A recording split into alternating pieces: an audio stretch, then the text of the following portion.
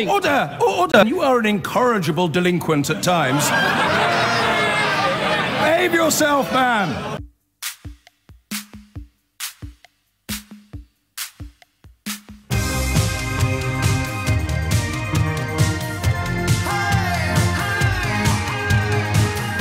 Time tomorrow, the polls will of course be open, but my gob will be shut with regard to anything even vaguely political or election related. Such are the vagaries of British broadcasting laws.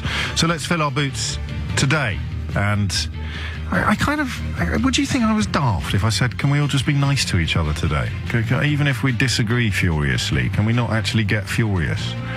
It seems to me to be an election, and you are welcome on an epic level to disagree with this. But it seems to me to be an election that has almost vacated the centre ground of politics. I was reading Matthew Parris, a former Conservative MP, and for my money, the best columnist in the country, and a Conservative voter. And he was talking about getting biffed from a BBC programme on Sunday because he wasn't sufficiently conservative. They had booked Polly Toynbee from The Guardian to defend the Labour position, and because Matthew Parris had said he was definitely voting Conservative, but with a sense of reluctance that he hadn't really felt before, he wasn't going to be a rabid enough defender of Conservative values. As it happens, of course, the programme was cancelled in the aftermath of the London Bridge terror attack. But as often happens with Matthew Parris, he just sort of makes you feel a little bit less alone. It's the thing that the very best columnists can do. Some of them do, of course, and it's a living, do it by making you feel less alone in your anger and your fear. And some of them do it by making you feel less alone in your befuddlement and bafflement. And you sort of look, I've got this new obsession with trying to find things everyone can agree on before we try and unpick the areas where we disagree. It does seem to me to be that the centre ground, whatever we mean by that, has been more or less absent from this election. Do you know that The Economist magazine came out for the Liberal Democrats? The Economist, a paper of genuine international note, came out for the Liberal Democrats on the grounds that they were the only option in this general election that looked remotely liberal. I think that was the phrase they even used. Not a suggestion that they were, just the only ones that were even close to it. What do we even mean by that? You're chomping right-wingers are liberal when it comes to whether or not companies should have to obey employment laws and things like that. They're hugely liberal. Don't think we should have any laws at all in those sort of areas. But then the word assumes a completely different meaning when you move into the realm of human rights. And if you want to see what I mean by how bonkers we've let things become, the human rights debate today hinges largely upon Theresa May's determination to increase the powers that the police enjoy to incarcerate without trial from 14 days to 28 days.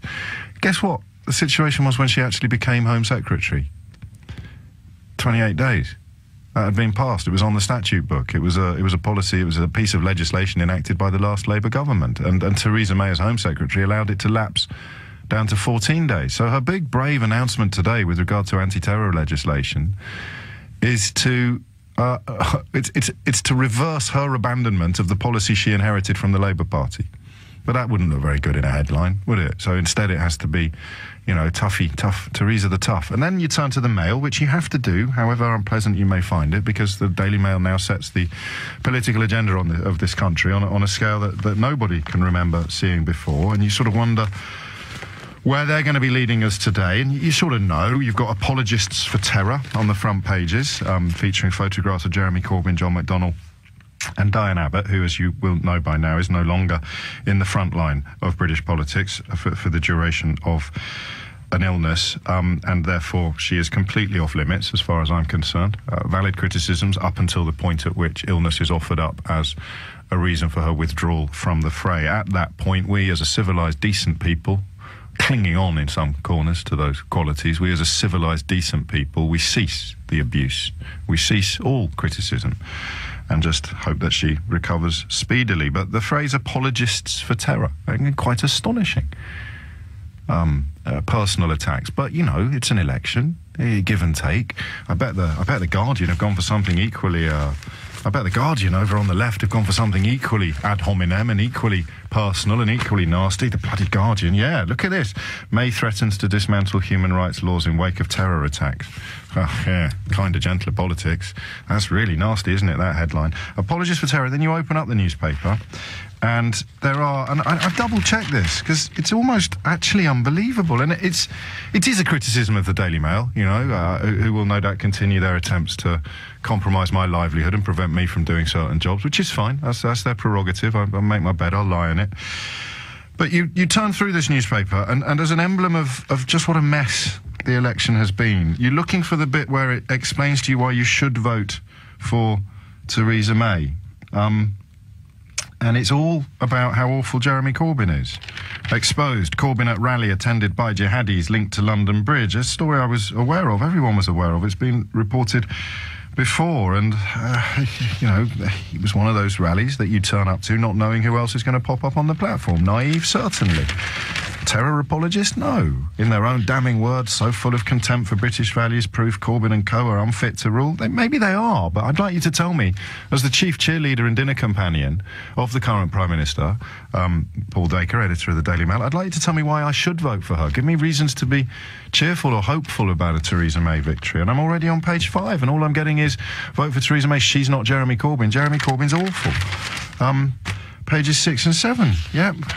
John McDonnell's a Marxist. Diane Abbott is an enemy of Britain. There's a picture of Jerry Adams. Saw a picture of Jerry Adams yesterday shaking hands with Donald Trump. I haven't seen that in the Mail. Can't think why. And then more Diane Abbott and a Labour plan to crash house prices. Looking for the bit where it starts telling me why voting the way they want me to vote would actually be good for me. Tory fury over biased Beebs coverage. But, well, you know, yeah, the BBC always giving Jeremy Corbyn a free run, aren't they? Always bigging up Jeremy Corbyn. It's almost like the Jeremy Corbyn fan club. A whole page on why a BBC presenter is a spokesman for Corbyn because she dared to ask Boris Johnson some tough questions yesterday that he couldn't answer. It's a clear choice, says Theresa, me or chaos.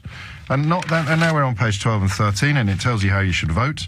It literally tells you how you should vote. If you're in a Labour-supporting area, then you should do this. And if you're in a UKIP, voters should do this. And Tory supporters should hold their noses and vote for a minority party to keep Labour out.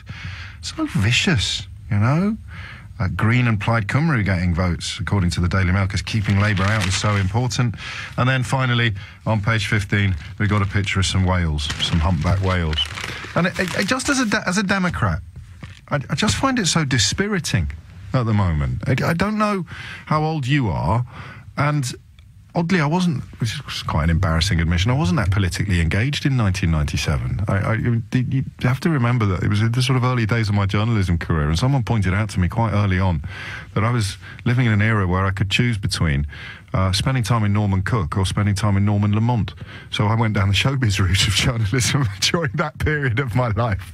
There's sort of no contest, really. Who do you want to hang out with? Backstage with Norman Lamont or backstage with Fatboy Slim? Yeah, go on. I never did get backstage with Fatboy Slim, but I got behind a few stages. I had some cracking times. I wasn't that politically engaged. So I don't want you to think this is in any way a party political point. I promise you it isn't. Well, everyone was really excited in 1997, weren't they? They were really excited. They really felt that something might change. I don't know what or why, but was it like that in 79 as well? When Thatcher got in, I know that was less expected, perhaps, than Tony Blair's victory, but an awful lot of people thought that Margaret Thatcher genuinely did offer up an antidote, perhaps, to the sort of stranglehold that the trade unions were believed to hold on the country.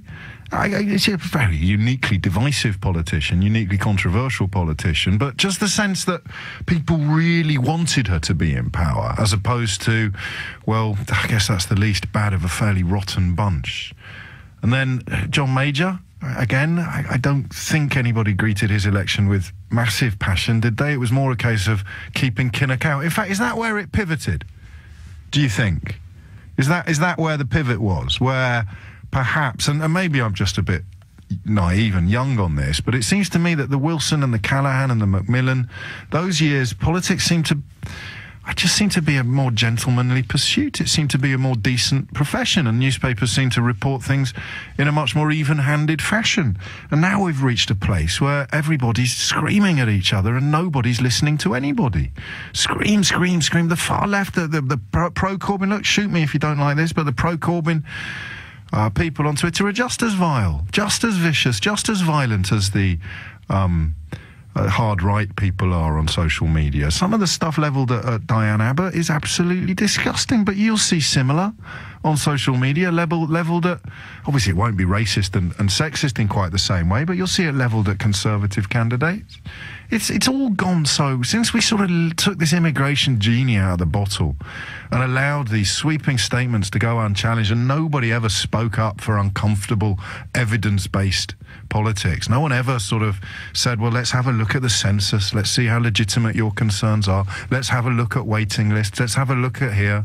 Labour Party in 2010 tried to introduce something into its manifesto that had a kind of an immigration bonus, so in areas that could be shown statistically to be suffering on a public service level from an unexpected influx of humanity, would receive money from government to help with it. But you never read about that, you never heard about that, because of this ludicrously binary world that we've created, this ludicrously binary country. And you see it reflected on the other side of the Atlantic, but you hop over the English Channel and you see they've thrown down the anchors and put on the brakes. They're going into reverse on this sort of politics in Europe, and we seem to be shackled to America, where Donald Trump's son has given an interview recently in which he describes Democrats as being not even people. Not even people. How far away are we from having mainstream politicians describing their neighbours as being not even people? And Donald Trump might not be a mainstream politician, but, you know, such is the nature of American politics that he sort of speaks from the throne, or from beside the throne of his father. A father who spent yesterday, first of all, claiming that he was responsible for the Middle Eastern powers deciding to blockade Qatar, and then presumably having been informed by his staff that the largest American military base in the Middle East is based in Qatar, 10,000 troops currently there, probably a little bit surprised to wake up and learn that their president thinks that they're posted in the middle of enemy territory, after being informed by his staff that the biggest American base in the Middle East is in Qatar. He then apparently phones the Saudi Arabia king to say, hey, chill out a bit. You know, calm down. Let's maybe not go down this road without... So simultaneously claiming that he's responsible for the beginnings of peace in the Middle East, while then ringing up and saying to the King of Saudi Arabia, oh, hang on, this doesn't look good. And of course it won't matter, because of how furiously binary everything has become. Some people so desperate to believe everything he says for reasons that, I'm afraid, unless they are deeply unpleasant reasons, they continue to elude people like me, just lying through his teeth and getting cheered to the rafters by a rump. And that seems to be the direction in which we're headed.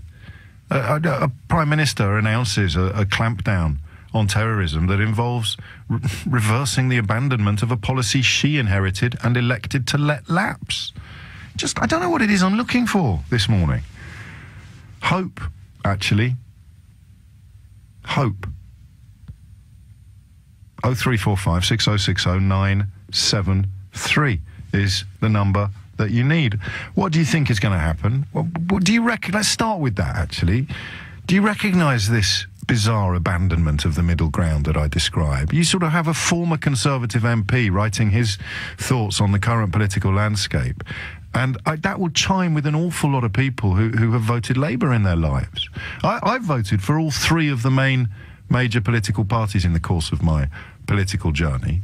And I always thought most people were like me. I always thought most of us were capable of, oh, well, I might go there and I might go there. I like the look of that. How are you voting on this election? Can I cautiously suggest that you're voting according to who you think is going to be the least disastrous Prime Minister, as opposed to the best or the greatest? I should probably have asked you some more pertinent questions, but hey, I don't need to. The phones are ringing. You call me. Share your thoughts. Seriously, vent your spleen if you want, but let's just not have any fights with each other today. 0345 6060 973. And here you go. Let's not have any fights today. You won't read this. If you don't like the UK, move! Which is almost the definition of not understanding what democracy means. And that kind of sums up what I'm talking about. Because the next thing we'll lose is probably democracy, if we're not careful. I would argue we're kind of close to losing it already, because I don't have anyone to vote for in this general election. Do you? 0345 6060 973. It's 10:18, sorry. Let's just chew the fat together before heading to the polls tomorrow. Although, one of the areas of conversation that I'm keen to explore, if you are, is that so many of us will be heading to the polls with a sort of really strange sense of being unrepresented. But maybe I've got that wrong. I don't see any centre ground enthusiasm. It's all very odd. Desi's in Hammersmith. Desi, what do you think? Oh, hello there, James. Thanks for taking my call. I just think what we need to think about is that when we walk into that polling booth, it's not just a vote for us, it's for everyone in our community. And very much this time I'm keeping women in mind, because Emily Davidson, who threw herself under the horse, the suffragette, yes, actually died on the 8th of June. Did she really? Thank you for reminding us, yeah, Desi. She died of the injuries that day. And I'm thinking that it's women who do the caring issues, we work in part-time jobs, we're good budgeters, we prioritise what's needed, we're seeing to people with mental health. And I think with Brexit, I don't know how much control we've got there, because all the other countries will, they'll expect a good deal. If we can get out of it, then they're going to feel the same. But I just think that if we keep community-minded about what we're doing, that's what you need to do. And I think we'll have a kinder approach, because it isn't about ourselves. And I am very worried. I do work with children and families, and it's like not just reading the papers and listening to the pundits and the critique. It's like using your eyes, your heart, and this is what it is, to just try and think, just stop and think what's happening, and to give ourselves a voice. We've got to push ourselves out there. Well, hang on. So I've no idea, apart from the fact that Theresa May's a woman, yes, I've no idea what influence the words you've just shared with us have upon your vote, oddly. Well, the thing is, what I'm trying to say is... what I'm trying to say is that we have got to think of other people when we vote. And I'm not pushing the women's issues. What I'm pushing is that the fact that we are women, it doesn't matter who, I'm not saying I'm going to vote for a woman candidate or a male candidate. I want someone who stands up for human beings and understands the problems we're facing. And this is what's worrying me. You can't just think, well, I'm voting for him or her. We don't live that way. Well, we do, unfortunately. If everyone was like you, maybe we'd have a slightly more kinder, gentler politics. I'm trying. And, when people say, I'm throwing my vote away, I'm not going to use it, I think that is your right as well. You have a vote. It's up to you. But to remember that there's people all over the world, and at one time in this country, when we didn't have a vote, so we had no choice. I'm not saying that a vote gives you a choice, but it puts you out there, and you've got... It does, and I understand why you've cited Emily Davidson. So does Sarah in London, who's just texted to say, this lady caller, I'm so with her. Women keep everything going despite hardships. Vote, vote, vote. But your vote, you're suggesting people employ empathy before voting. That's very anti-zeitgeist, Desi. That's very unfashionable. Oh dear. Well, I'm hoping that a lot of the people I work with, and I work with, we've got even people in childcare who are male, we're all thinking along the same lines. We are supposed to be encouraging a caring and nurturing society with the very young children we work with, because by the time some of these kids have gone to school, that childhood is gone. And it's up to us to promote ourselves. And yet, that the landscape, and I'll take some responsibility for this as a member of the media, the debates, the landscape doesn't really seem to have addressed any of the things that you describe. It's odd, my wife and I were talking this morning, and our daughter's state primary school is going to get a part-time head teacher from next September. It's going to be a job share with another nearby school. And you sort of think, that's politics right there, That's a good school. Very mixed intake. Part-time head teachers, I don't know whether they don't seem to me to be a great idea. 26 minutes after 10. For the first time, I feel like I do actually have someone to vote for that represents me, says Dan in Stoke. For years, we've had politicians that are basically the same as each other. Now we've got a clear divide between the two leaders. Quite cryptically, Dan doesn't reveal who it is that he is going to vote for. But he has got someone to vote for that represents me. OK, I'm going to say that you're pro-Corbyn then, because Theresa May doesn't offer you anything that you haven't been offered by previous Conservative Prime Ministers, or perhaps you feel she does. You need to clarify a little further. And where's the other one I like? Here you go. This is nice, from Adam in Radlett. James, I'm a Tory voter through and through, and I couldn't agree with you more. For the first time, I'm voting primarily for Theresa May because I'm more terrified by what Corbyn would do to the economy.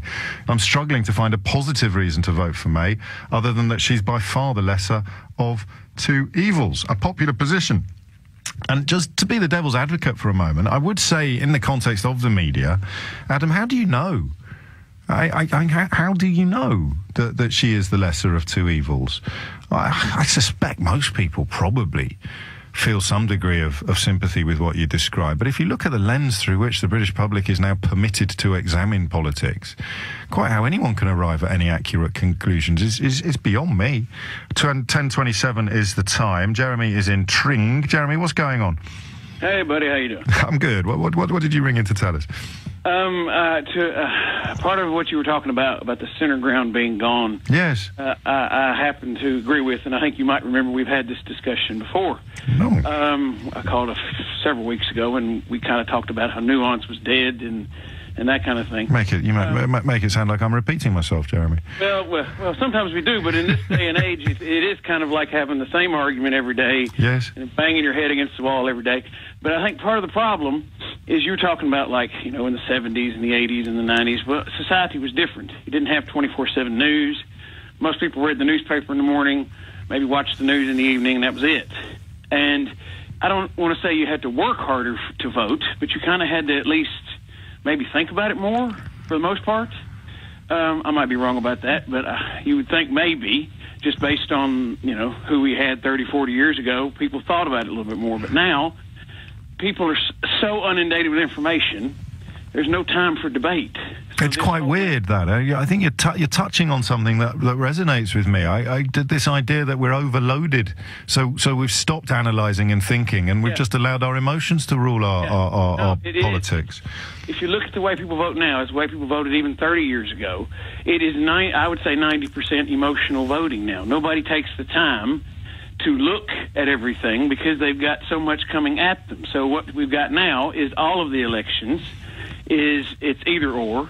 Yes. I'm right, so they're wrong. Yeah. There's no room for, I could be wrong as well as you, and maybe this is why I find reading Matthew Parris in the Times so refreshing. A former Conservative member of Parliament, a Conservative to his bones, and yet he writes in a way that makes me think, and we find common ground, and there are lots of things about that he says that explain why I voted myself over the years for every major party in the country.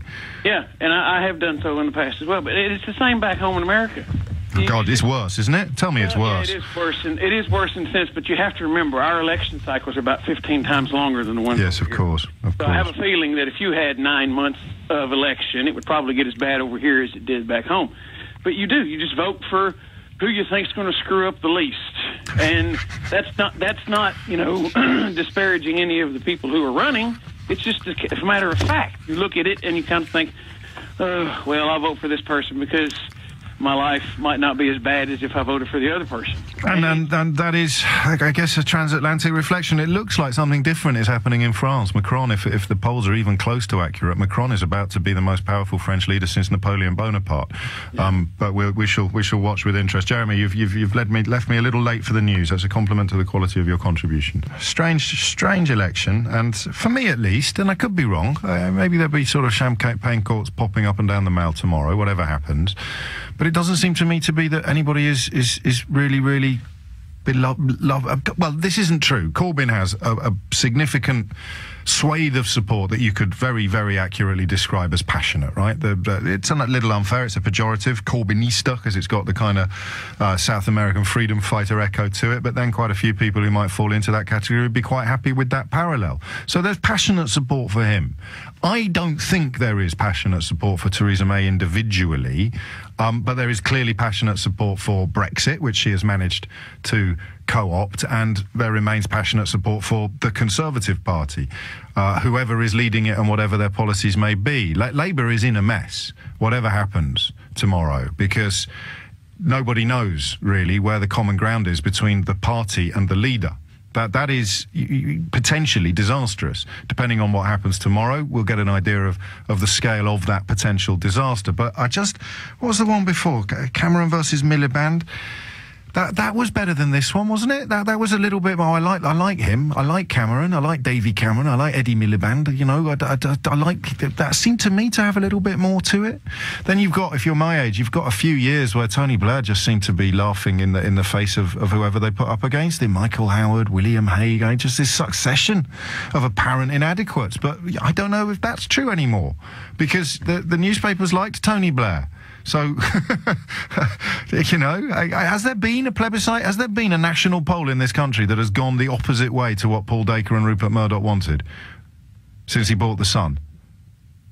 I don't think there has. Referendums, elections, national polls, like London mayor elections obviously swim against the tide of these kind of trends. I don't think there has. So, you know, who knows? And I just want to know what you feel, what you think, what you see over the horizon, and starting with this sort of, where is the centre ground? Where's it gone? The ground that somebody like Matthew Parris, a former Conservative Member of Parliament and the best newspaper columnist in the country, writing for Mr. Murdoch's Times newspaper, where has that gone? Who represents them? Him? Us? You? Stephen? Barnett? What would you like to say? I have a theory. I think we're at a tipping point here, generally speaking, and that's led to the rise of these populist movements such as Trump and others in Europe. Yes. Not just us that's having the problem. Now, the problem is this, that Mr. Corbyn, I've no love for these Tories, by the way, sure. Mr. Corbyn, unfortunately, won't be able to touch the people he's after. The super rich, the people most of us are after, and the globalized companies such as Facebook. They've either got the lawyers or the means not to pay the tax at the moment, and he's not. How do we know that, though? Because this is, I think, because... Go on. Sorry, I beg your pardon. No, I beg your pardon. No, I've barely shut up since 10 o'clock. You quick, you speak. It's a lot more important. I think they are, as it's set up, virtually untouchable. So consequently, he's going to hit, whether he wants to or not, the people like you and I, to use that horrible phrase, the hard-working jams, because the people he really wants to hit, I presume he really wants to hit, I don't think he's going to be able to, quite frankly. Well, then there's no point ever doing anything, is there? No, there is a point in doing something, but it's just a mess. We've got this climate change deniers. We've got these populist movements, which are either far to the right and far to the left. In a funny way, the Corbynistas are part of the same problem. They're the left-hand side of the right-hand populist movements. They are indeed a populist movement. Let me pause you briefly there, because I mean, a lot of people are taking a time out of their morning to remind me that I've been very disparaging, very negative about Jeremy Corbyn over the last 18 months, and I would continue to be so until he came in for an interview, but it doesn't look like that's going to happen now. We've got 2 hours and 20 minutes before we can conclusively say that he's ducked the opportunity to talk to my listeners and me. But if I look at why people like him, I think you've unwittingly, if you don't mind me say so, you've hit upon something. They don't believe that it is pointless trying to go after these big corporations. Now, you might be right, but they've got optimism and you've got pessimism, and that isn't necessarily a reason to lump them in with the blinkered, chomping bigots who think that being mean to foreigners is going to make their own lives better. Excuse me, I shouldn't have said it's pointless. I really should have said that I don't think they're going to hit their target. Right. And because I think we need to I don't want to get too heavy here, but I think we need to think about our whole philosophy. Yes, I do. It's a change of philosophy we need. It's not just a tinkering. These politicians, all of them, throughout Europe, haven't got the answers. Well, I'm not sure that my understanding of continental Europe is the same as yours. Merkel seems to be presiding over a borderline economic miracle. She's done something which is as controversial in some quarters as it is astonishingly Christian in others, by taking 1 million souls into the country and protecting them from war and famine. And yet she is strengthening her position in the polls. Emmanuel Macron, who most people on this side of the channel could only really have told you he wasn't Marine Le Pen when you got to the second round of the French presidential election, absolutely aced that, and now looks like he's going to destroy every established political party in the country. So I think you're probably right to say that we desperately need something new, but I don't know that you're right to say that it it isn't happening in Europe. It looks like it probably is happening in France, and in a very Teutonic way, it's happening in Germany as well. Yes, but it's a law of unintended consequences, and the unintended consequences are that people are by nature tribal, and the rather extended immigration, I beg your pardon, yes. That we've had has caused tensions within communities. Huge tensions. And no one has tried to diffuse those tensions. People have only said the solution to those tensions is to be tougher and meaner and harder. Nobody has said, let's examine the tensions before we go for the policy and find out how justified they are. Well, I'm saying that. I'm saying that the only way we're going to get around this situation we're in at the moment is by embracing our neighbour, because Christian values, Stephen. Christian values. If we alienate anybody, and in this case we're talking presumably about the Muslim Islam people, then consequently, where are they going to go? They've got nowhere to go. So they become introverted into themselves. Introverted to alienated to radicalised. It speaks to me, Stephen, and this notion of tribalism. I knit together a couple of the calls so far. I'm left with this idea that because there is so much information out there, many of us feel we've lost our ability to work out what's true and what isn't true, so we will respond to the biggest emotional triggers. And there's no bigger emotional trigger, unintentionally rhyming, there's no bigger emotional trigger than the alien who's coming to take your money or your women folk or whatever it may be in our sort of period of history, benefits and jobs. 10:42 is the time. I don't know, it seems a little simplistic, but the entrenched tribalism, when you can't really explain why you belong to that tribe anymore, you just feel that you should. There's lots of things we've talked on the programme about in the last few years seem to be crystallising in this general election. Why are you voting for them? Oh, because they're not them. Gareth's in Cambridge. Gareth, what would you like to say? Hi, James. I feel like my point is almost inadequate compared to that last caller. He was grand, wasn't he? But don't know. We're all. It was pretty impressive. Well, I'm one of these people who I just have no idea who I'm going to vote for still. And I've clearly come from a political divided background, living in Northern Ireland, where we fight for a vote and yes. whatever else and blow stuff up for the sake of it, But it's such a mess. I mean, there's no viable option, is there? Can you honestly give me a viable option? No, of course not. I can't. I can't. I wish I could, but I can't. No. That's kind of my point. Jeremy Corbyn, he's like that uncle, isn't he? He's like that really. I don't know anymore. This is the problem. I try to plot a course or swim against the tide of media manipulation, but maybe I fell into that trap. Maybe this idea of Corbyn being utterly unelectable and a complete joke, which I absolutely stood by for maybe I just. Why did everybody think that? And so many people were utterly persuaded the other way round. I don't know anymore. And then you have Theresa May, who's incredibly scary. If she was your auntie, you'd never go and visit her, would you? I don't like the ad hominem attacks, but it's something that I've heard from a couple of other people, that she has a personal approach, a personal demeanour that people find slightly alienating. I prefer to look at what they stand for and what they do, and you probably then would have to give Corbyn the edge, wouldn't you, in terms of having laid out a meaningful manifesto that actually offers up proper change, as opposed to somebody seeking to disown the last 6 years of Conservative and coalition government, despite having been one of the foremost senior people in it? I'm just not sure. And the scariest thing was the policing cuts. I mean, I started a little post on Facebook a few days ago. I just travelled across Europe. Oh, yes. And I actually lost sleep over this election. Can you believe it? I can, actually, yes. And I've never been so into it. And I put a post up on Facebook just about the policing cuts. And I used to be in the neighbourhood policing. I loved it. Really linked into my community in Easton, and used to have loads of information. Actually, we'd speak face to face with these young lads who were being radicalised, and it was just an incredibly privileged position to be in, because you could alter their thinking. And that just vanished. In 2 years, that vanished. That complete intelligence input just vanished. Well, that is one of the sort of accusations being levelled at the then Home Secretary. But of course, the other side are apologists for terror. Don't forget that, Gareth. You've seen your front pages this morning.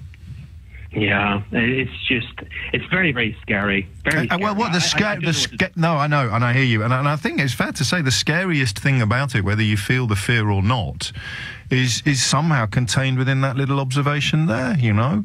One side are apologists for terror, that is newspaper rhetoric. One side, according to police, compromise national security by introducing swinging cuts on community policing. And when they're accused of doing that, the response is, we haven't cut anti-terror police. No one's saying you have. It's community policing we're being told might have had an impact on national security. And then you look at what's happened in London and Manchester in the last 2.5 weeks, and you are left with the really grim conclusion that they knew about these people. The Italian Moroccan fella told police he wanted to be a terrorist. He was on the list. We were informed. It was on the Schengen register. So, you know, what do we need? Even stronger laws. Why? Because we didn't impose the ones we've already got. 10:46. Sad news for you. The police looking for missing Frenchman Xavier Thomas, missing since that terror attack in London Bridge on Saturday night. I have just recovered a body from the River Thames at Limehouse. That actually, I meant to tell you this when I came on air this morning, because a lot of people had been asking me, why are these... Mrs O'Brien files for Australian television sometimes, and they were asking her yesterday why they can't tell these families what's happened, and the grim truth of it was that some people ended up in the water. So you couldn't confirm definitively to a family that a missing person was caught up in that terror attack. Still can't definitively, of course, until the body is identified, but that is something that I felt you should know. I apologise for not telling you that sooner. I even flipping wrote it down and said get that out there early, because a lot of people had asked me. Even on the school run yesterday, people were asking me. 10:52 is the time. Back to this election, and I'm sort of very grateful to you. I haven't got a phone line free at the moment, so we're obviously getting the questions right without really asking any. It's a sense of really just your analysis of where we are politically, and whether, like me, you feel a little bit not so much disenfranchised as utterly disengaged. My constituency, where I vote, it's a really close one, and yet I can't sit here now. I don't think I'm allowed to anyway, but if I had a preference, I wouldn't be able to tell you what it was. Anyone who's listened to the programme for the last 18 months would probably have been able to work that out for themselves. And I think I belong to the biggest constituency in the country. I can't vote with my eyes closed and my fingers in my ears. I'm capable of voting for any one of the three major parties, and have done in the past at a national and at a London level. But I don't know who speaks for me now. Joey's in Hove. Joey, what's going on? Hi, James. Oh. I'm 18, so this is my first election. Oh, boy. It gets better, Joey. I promise you it gets better. Well, I feel so abandoned. Oh. You know, there's no party represents me, really. Who are you?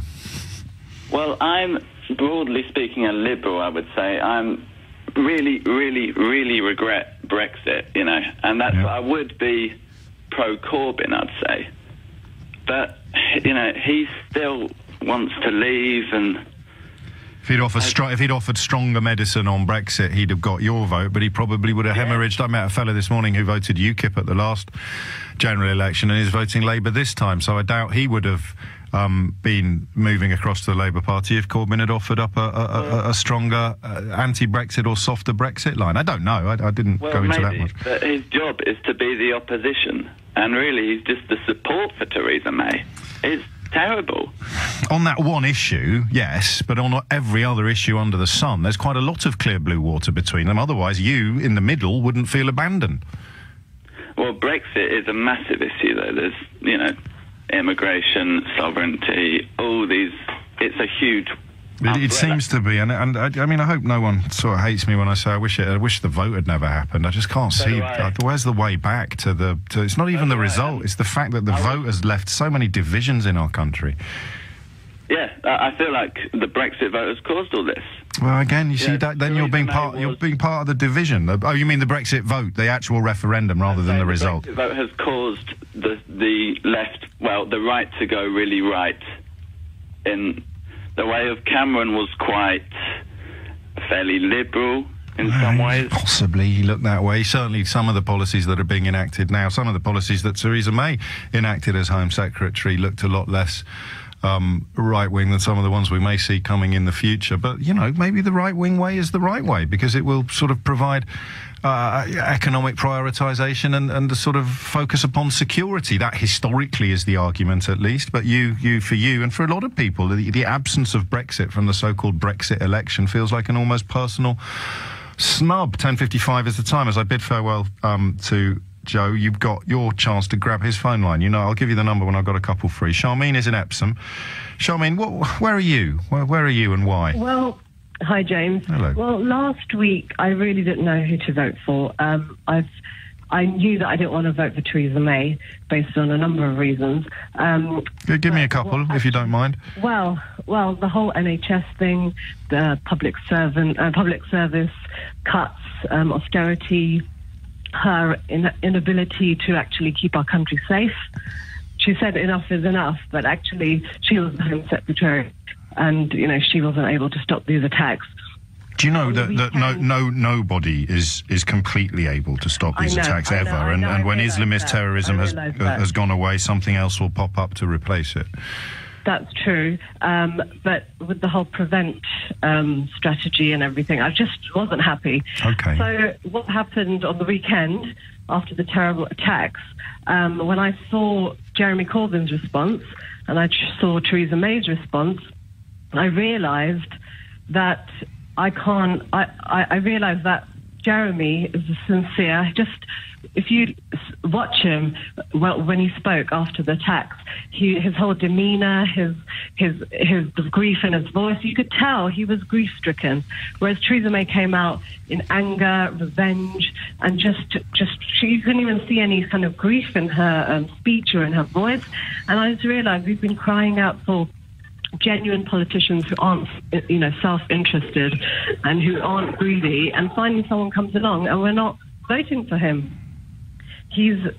Everybody, even people who don't like him, know that he's sincere. I don't know that I agree with that even. Sorry, I'm disagreeing with everybody today. It's kind of my role. I don't know how sincere he is. I mean, I can't give you any personal insights because I haven't been permitted to interview or even meet him, despite, you know, modestly suggesting that this radio station, if not this radio programme, plays an increasingly important role in British political debate. He hasn't been through the doors. But also the IRA stuff.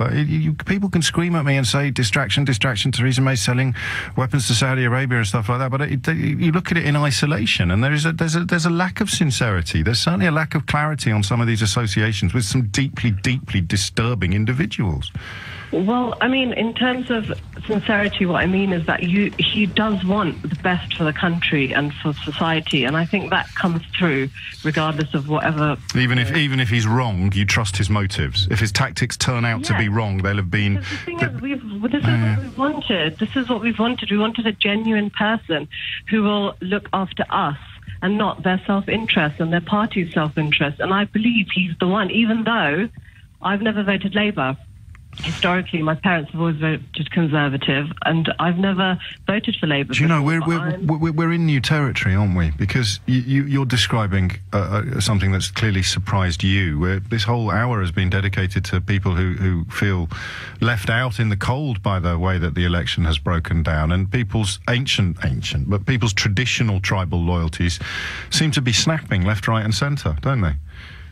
Yeah, and I really wasn't sure who to vote for, but that did it. So it's a human response. Absolutely. You're reacting. Because, as you said, the policies are so kind of wishy-washy, and the whole Brexit thing, you know, neither of them really, you know, they haven't convinced anybody about what's really going to happen with Brexit.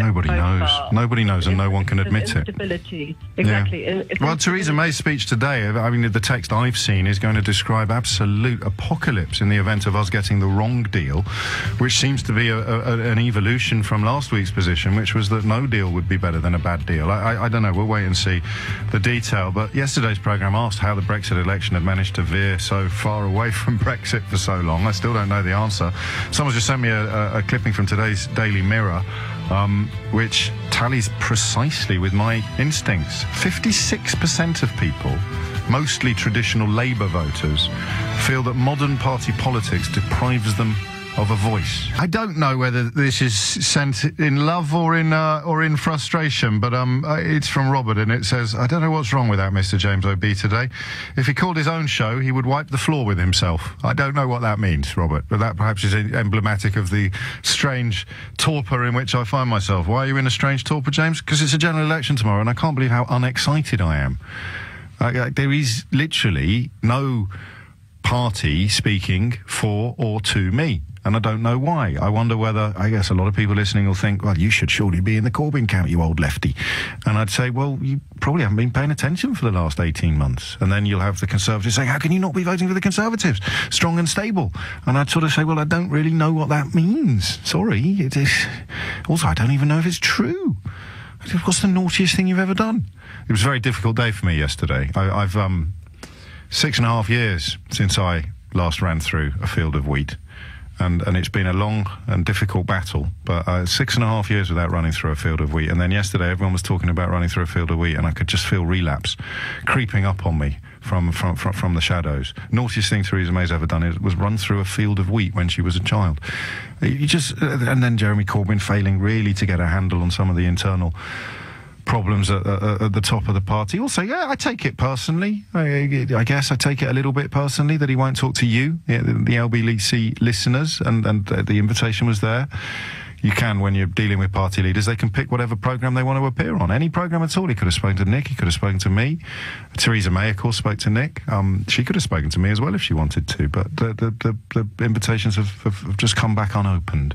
And I think that's a shame, because it deprives you the opportunity to find out more. But then again, I'm tying myself in knots by being so even-handed today. So don't worry, normal service will be resumed on Friday.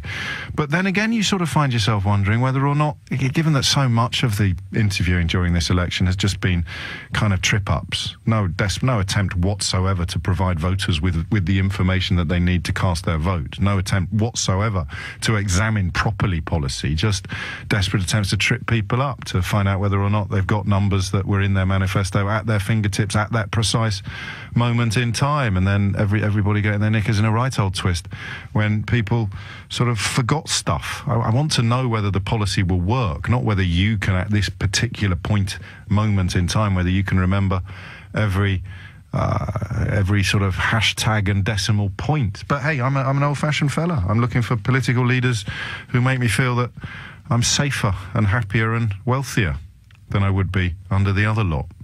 Heather is in Edinburgh. Heather, what would you like to say? Hi, James. Hi, Heather. I think it's interesting that you say that you're not excited at all, because I think for the first time in my adult life, I actually am quite excited. Oh, good. And I'm not actually going to be voting Labour. No. Because I live in Scotland and it's a bit of a different situation up here. Indeed it is, and I'm always conscious of not properly reflecting that under my analysis. But do you know why? That's just because I'm a voter down here and I'm not a voter up there. But anyway, you're here now to redress the balance. Well, I actually more want to talk about what's going on in England. Oh, because, all right. One of your previous callers said that he isn't convinced that Jeremy Corbyn can do the things he wants to do and go after the people he wants to go after, like your Amazon, your Facebook, and people like this. And I just find that to be the most depressing way of looking at things at all. And it's that sort of thinking that has got us to this point where we are having our civil rights eroded potentially now. We're having our way of living eroded. Sorry, our quality of life eroded. We're having education system eroded, and all these things. We're constantly told again and again that it's just the way it has to be, and it isn't. And it's only because we're constantly told that we believe it is. Yes, I mean, I touched on that with him, that pessimism. And he would qualify it, I think, by saying he can't deliver everything that he's promising. He didn't quite say he can't deliver anything that he's promising. But there is that does seem, and this is where I do worry, at risk of being a stuck record, about the ownership of newspapers and the tiny number of usually tax-avoiding billionaires responsible for defining the editorial line of about 80% of the print media in this country. The idea that you can't go after people like that, it just won't work, has probably been sown in the minds of people like our caller by them. Oh, you're never going to get them. Yeah, look, apologists for terror. Apologists for terror. Quick, look over there. There's some apologists for terror. Don't look at the fella who is also claiming that he'll be able to clamp down on people like my owner, says the editor of the Daily Mail. And it's funny how when they talk about Jeremy Corbyn and the IRA, they never talk about the secret talks that the British government were conducting. They kind of do, and it's not quite the same thing, that. In fact, it's not even remotely the same thing. Again, I'm going to argue with everybody today, clearly, but in a very respectful and calm way. Corbyn, for me, hasn't properly accounted for some of the associations that he had and some of the platforms on which he stood. But if you want to talk about unfair comparisons, Donald Trump was supposed to be at an IRA fundraiser months before their last big attack. So, you know, and there's a photo of him shaking hands with Jerry Adams. So you're right about double standards, but you're not right to say that they exonerate Jeremy Corbyn. Well, I mean, obviously that's a very emotional point and a very sort of historical point for a lot of people. But to get back to what I was saying before for a second, if we believe, as your previous caller did, that it is impossible to go after big businesses, it's impossible to go after the rich, it's impossible to go after the powerful, there is no democracy. What are we doing at this point then? If you think that corporations are so powerful that you can't make them pay their way in the country, then what are we doing? Well, isn't it a bit like what Boris Johnson says about Saudi arms sales, that if we don't do it, somebody else will? So if we don't provide a comfortable environment for these companies... And listen, you might well worship at the altar of Jeremy Corbyn, not you, Heather, but people listening. Nobody can pretend that we're, in the short term at least, we're going to be worse off after Brexit and business is going to leave this country. Some people are still in denial about that, but it's already happening. So how do you get business to stay? You have to make it a more attractive place to do business than the places that they're moving to. And one school of thought suggests that the only way you can do that is to let them keep more of their profits than they could do if they opened up shop in Frankfurt, Brussels or Dublin. And I don't know how you can square those 2 points anymore. I mean, surely another way to make it attractive to business is to have great infrastructure, to have educated people, to provide... And if we had an election every 20 years, you'd win on those arguments, but we don't, so you won't. It's just, I find it so...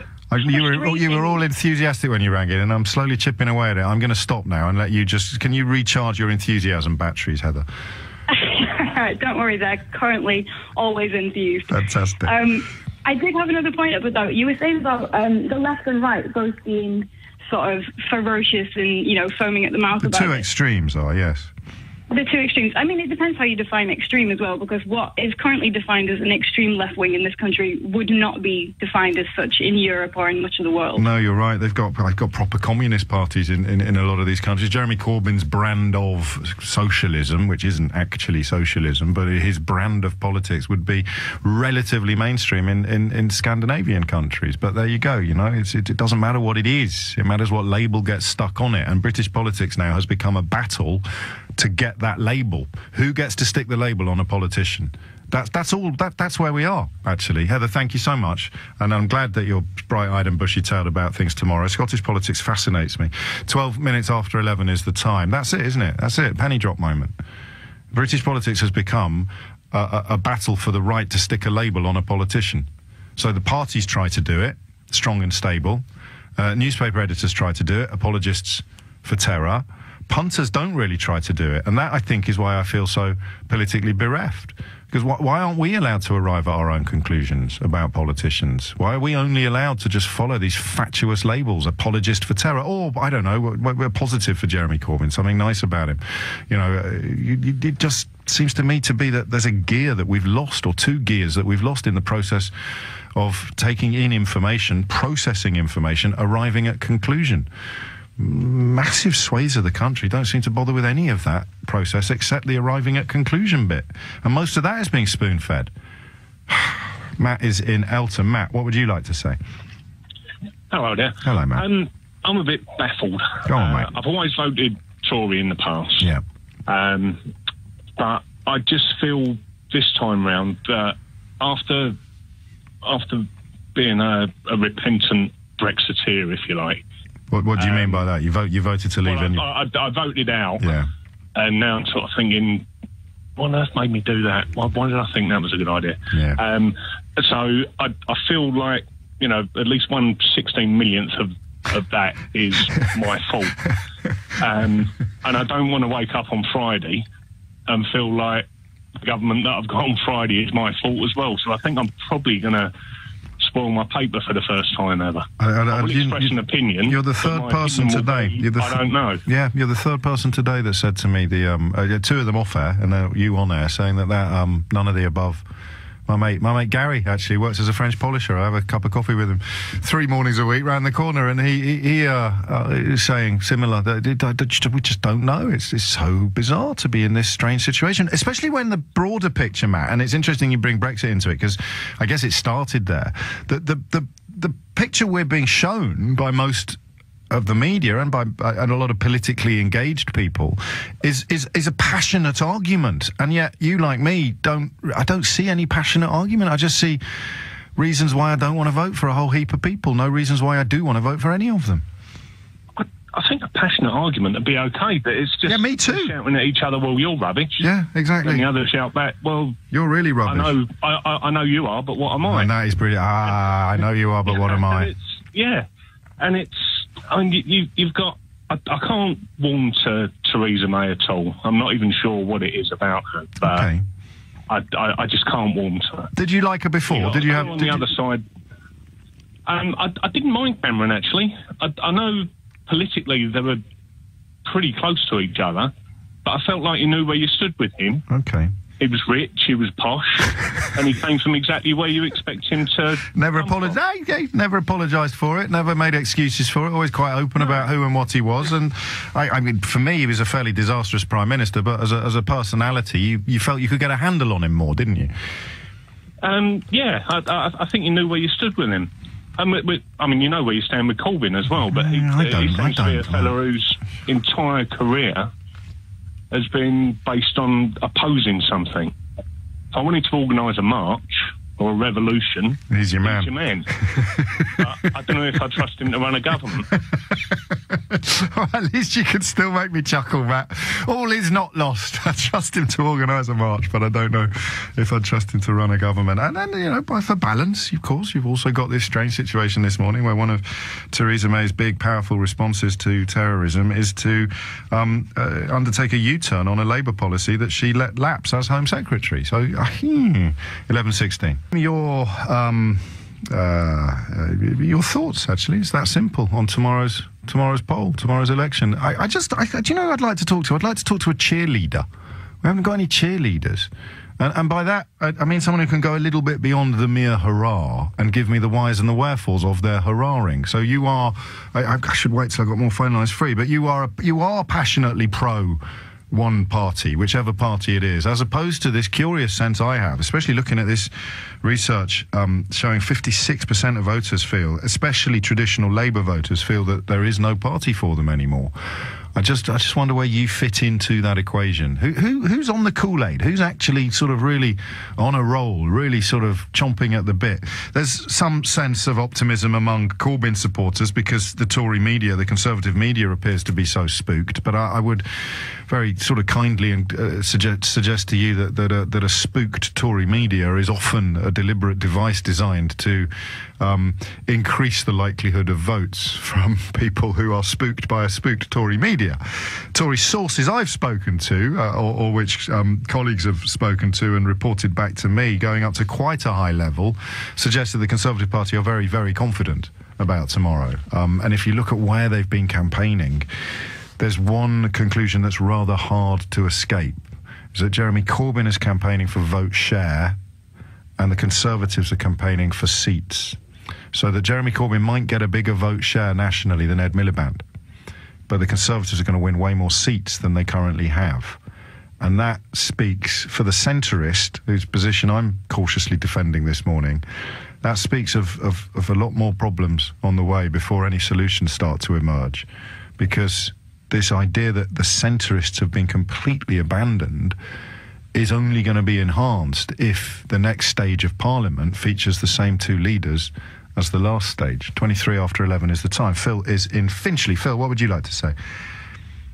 Yes, I'd just like to say that everyone's talking about what Corbyn could do and not do, but there is a very good precedent that's been set, and that is from the Hollande government, which has incredible similarities with Corbyn, not having any previous experience, trying true socialism. It was the greatest disaster in French history.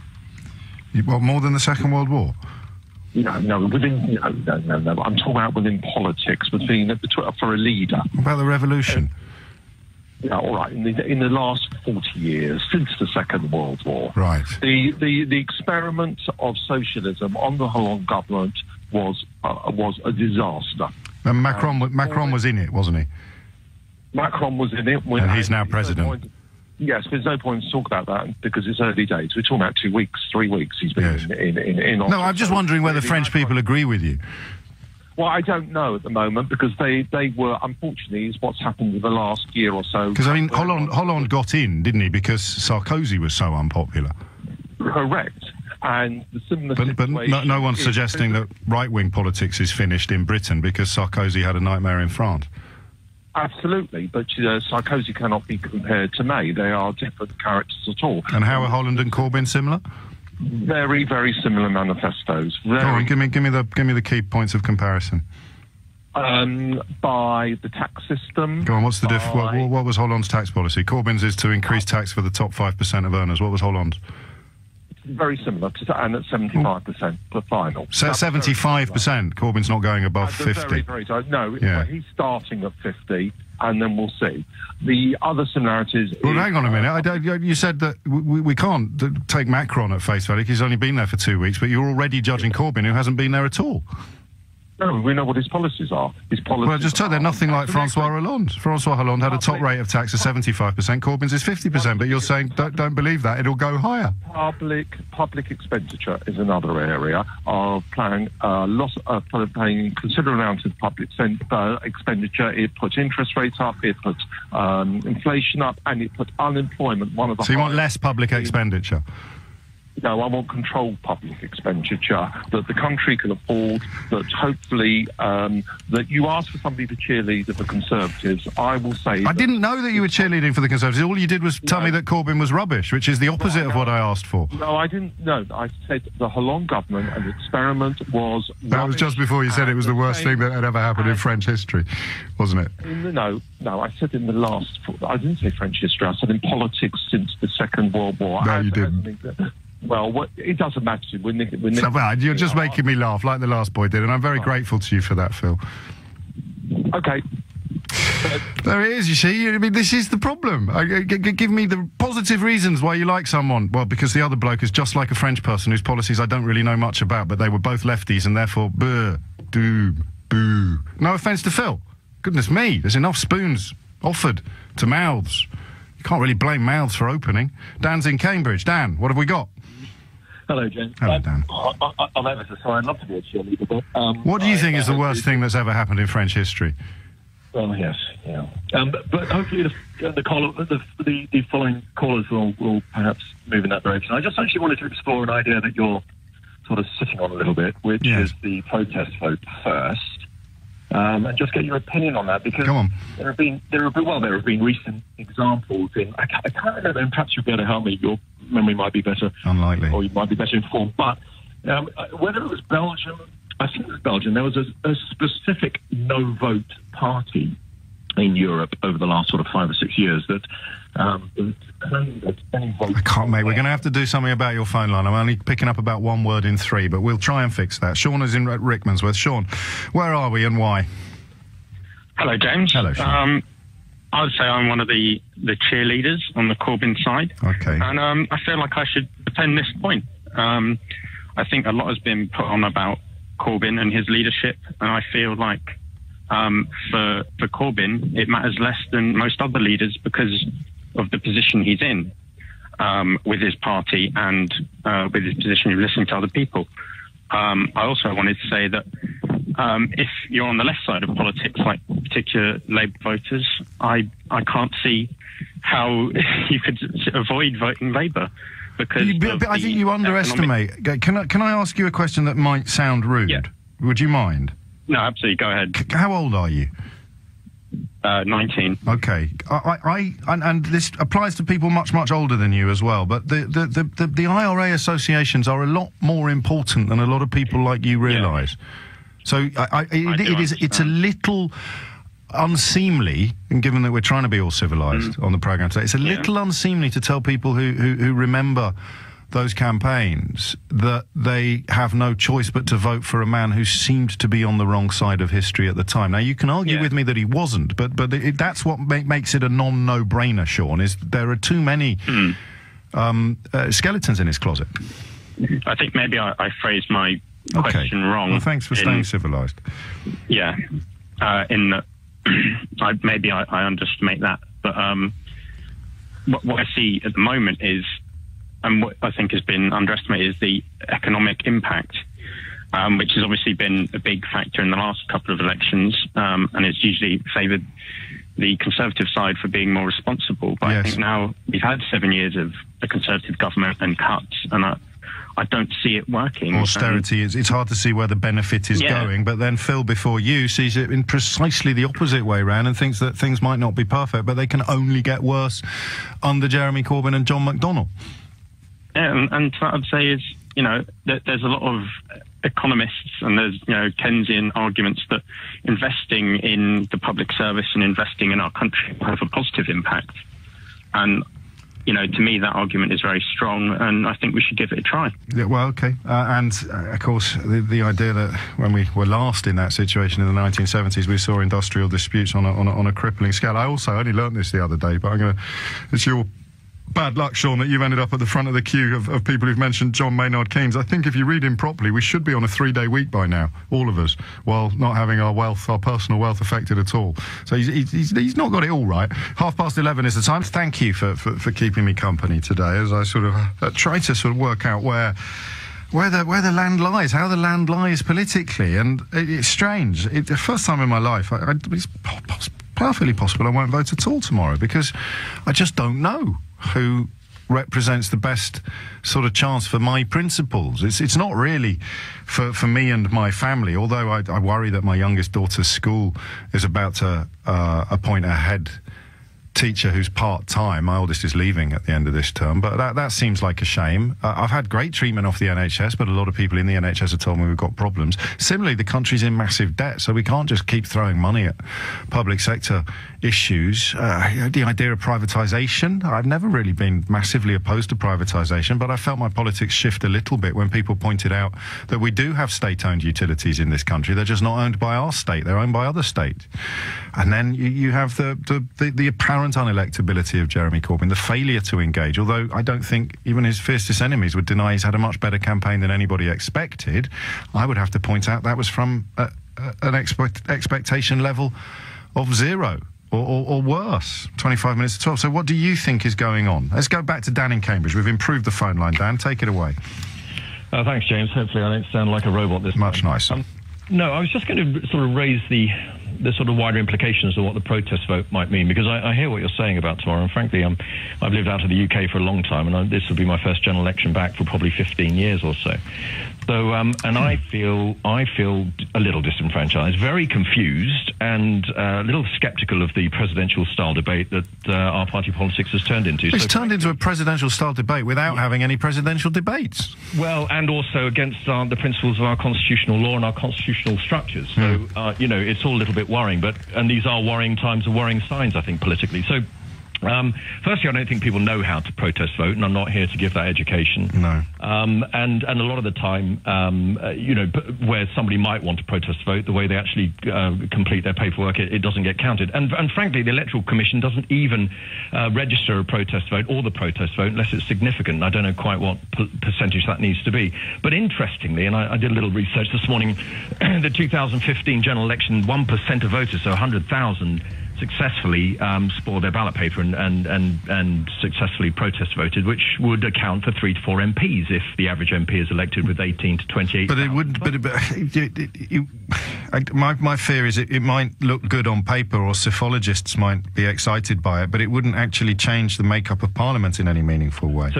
And I agree, James, and this is the sort of the wider issue. Yes. If you protest vote, you've got to be responsible for the decision you make, which is you could have, and as I was saying, I think it was Belgium. Belgium's got compulsory voting anyway, and the turnout's over 90%, as most of the countries that have enforced compulsory voting, which perhaps is another issue we should discuss, as to improve electoral turnout, etc. But if you do vote in numbers and you do protest vote, then what are you aiming to achieve? And I think that would be the fear, the void that you would, or the chasm that you would create politically. Not that I think it would ever create a movement in the short term where we could have the point where there are more protest votes, or the significance of the protest vote is larger than any of the other party votes that are counted. So it's interesting. I think today I sit here and I look at the ballot paper and I think if there's no nota at the bottom, I might just scribble none across the whole lot. Just fourth person, second caller, fourth person to say that. I mean, obviously we're providing a port in a storm, so it's going to be a self-selecting sample. People ring in and say, yes, I too feel disenfranchised and dispossessed, which is why I keep reiterating. I want reasons to be cheerful. Reasons to be cheerful. I'm sorry, but reasons to really like Jeremy Corbyn is because he seems to be a refreshing change aren't good enough. Reasons to really like Theresa May because she's not Jeremy Corbyn, and Jeremy Corbyn's just like Francois Hollande, and Francois Hollande is the worst thing that's ever happened to France. Well, that's just bonkers. Everyone's entitled to an opinion, but nobody has to give bonkers opinions the same weight as valid ones. So give me valid reasons to be cheerful. Liam is in Buxton in Derbyshire. Liam, what would you like to say? Hi, James. Can you hear me? Loud and clear. Hiya. Well, I had a long debate about it with myself, whether to vote Labour or Lib Dem, and I've ended up going Lib Dem, purely because of their stance on Brexit, the hard Brexit, and the Snoopers Charter. I haven't seen any opposition from the Labour Party about the Snoopers Charter. Why does it matter so much to you? What makes that one of the key issues for you, Liam? Because it's freedom, isn't it? It's a slippery slope. If Theresa May starts censoring certain things on the internet, who's to say in 10 years' time other things won't be censored, like criticism of the government?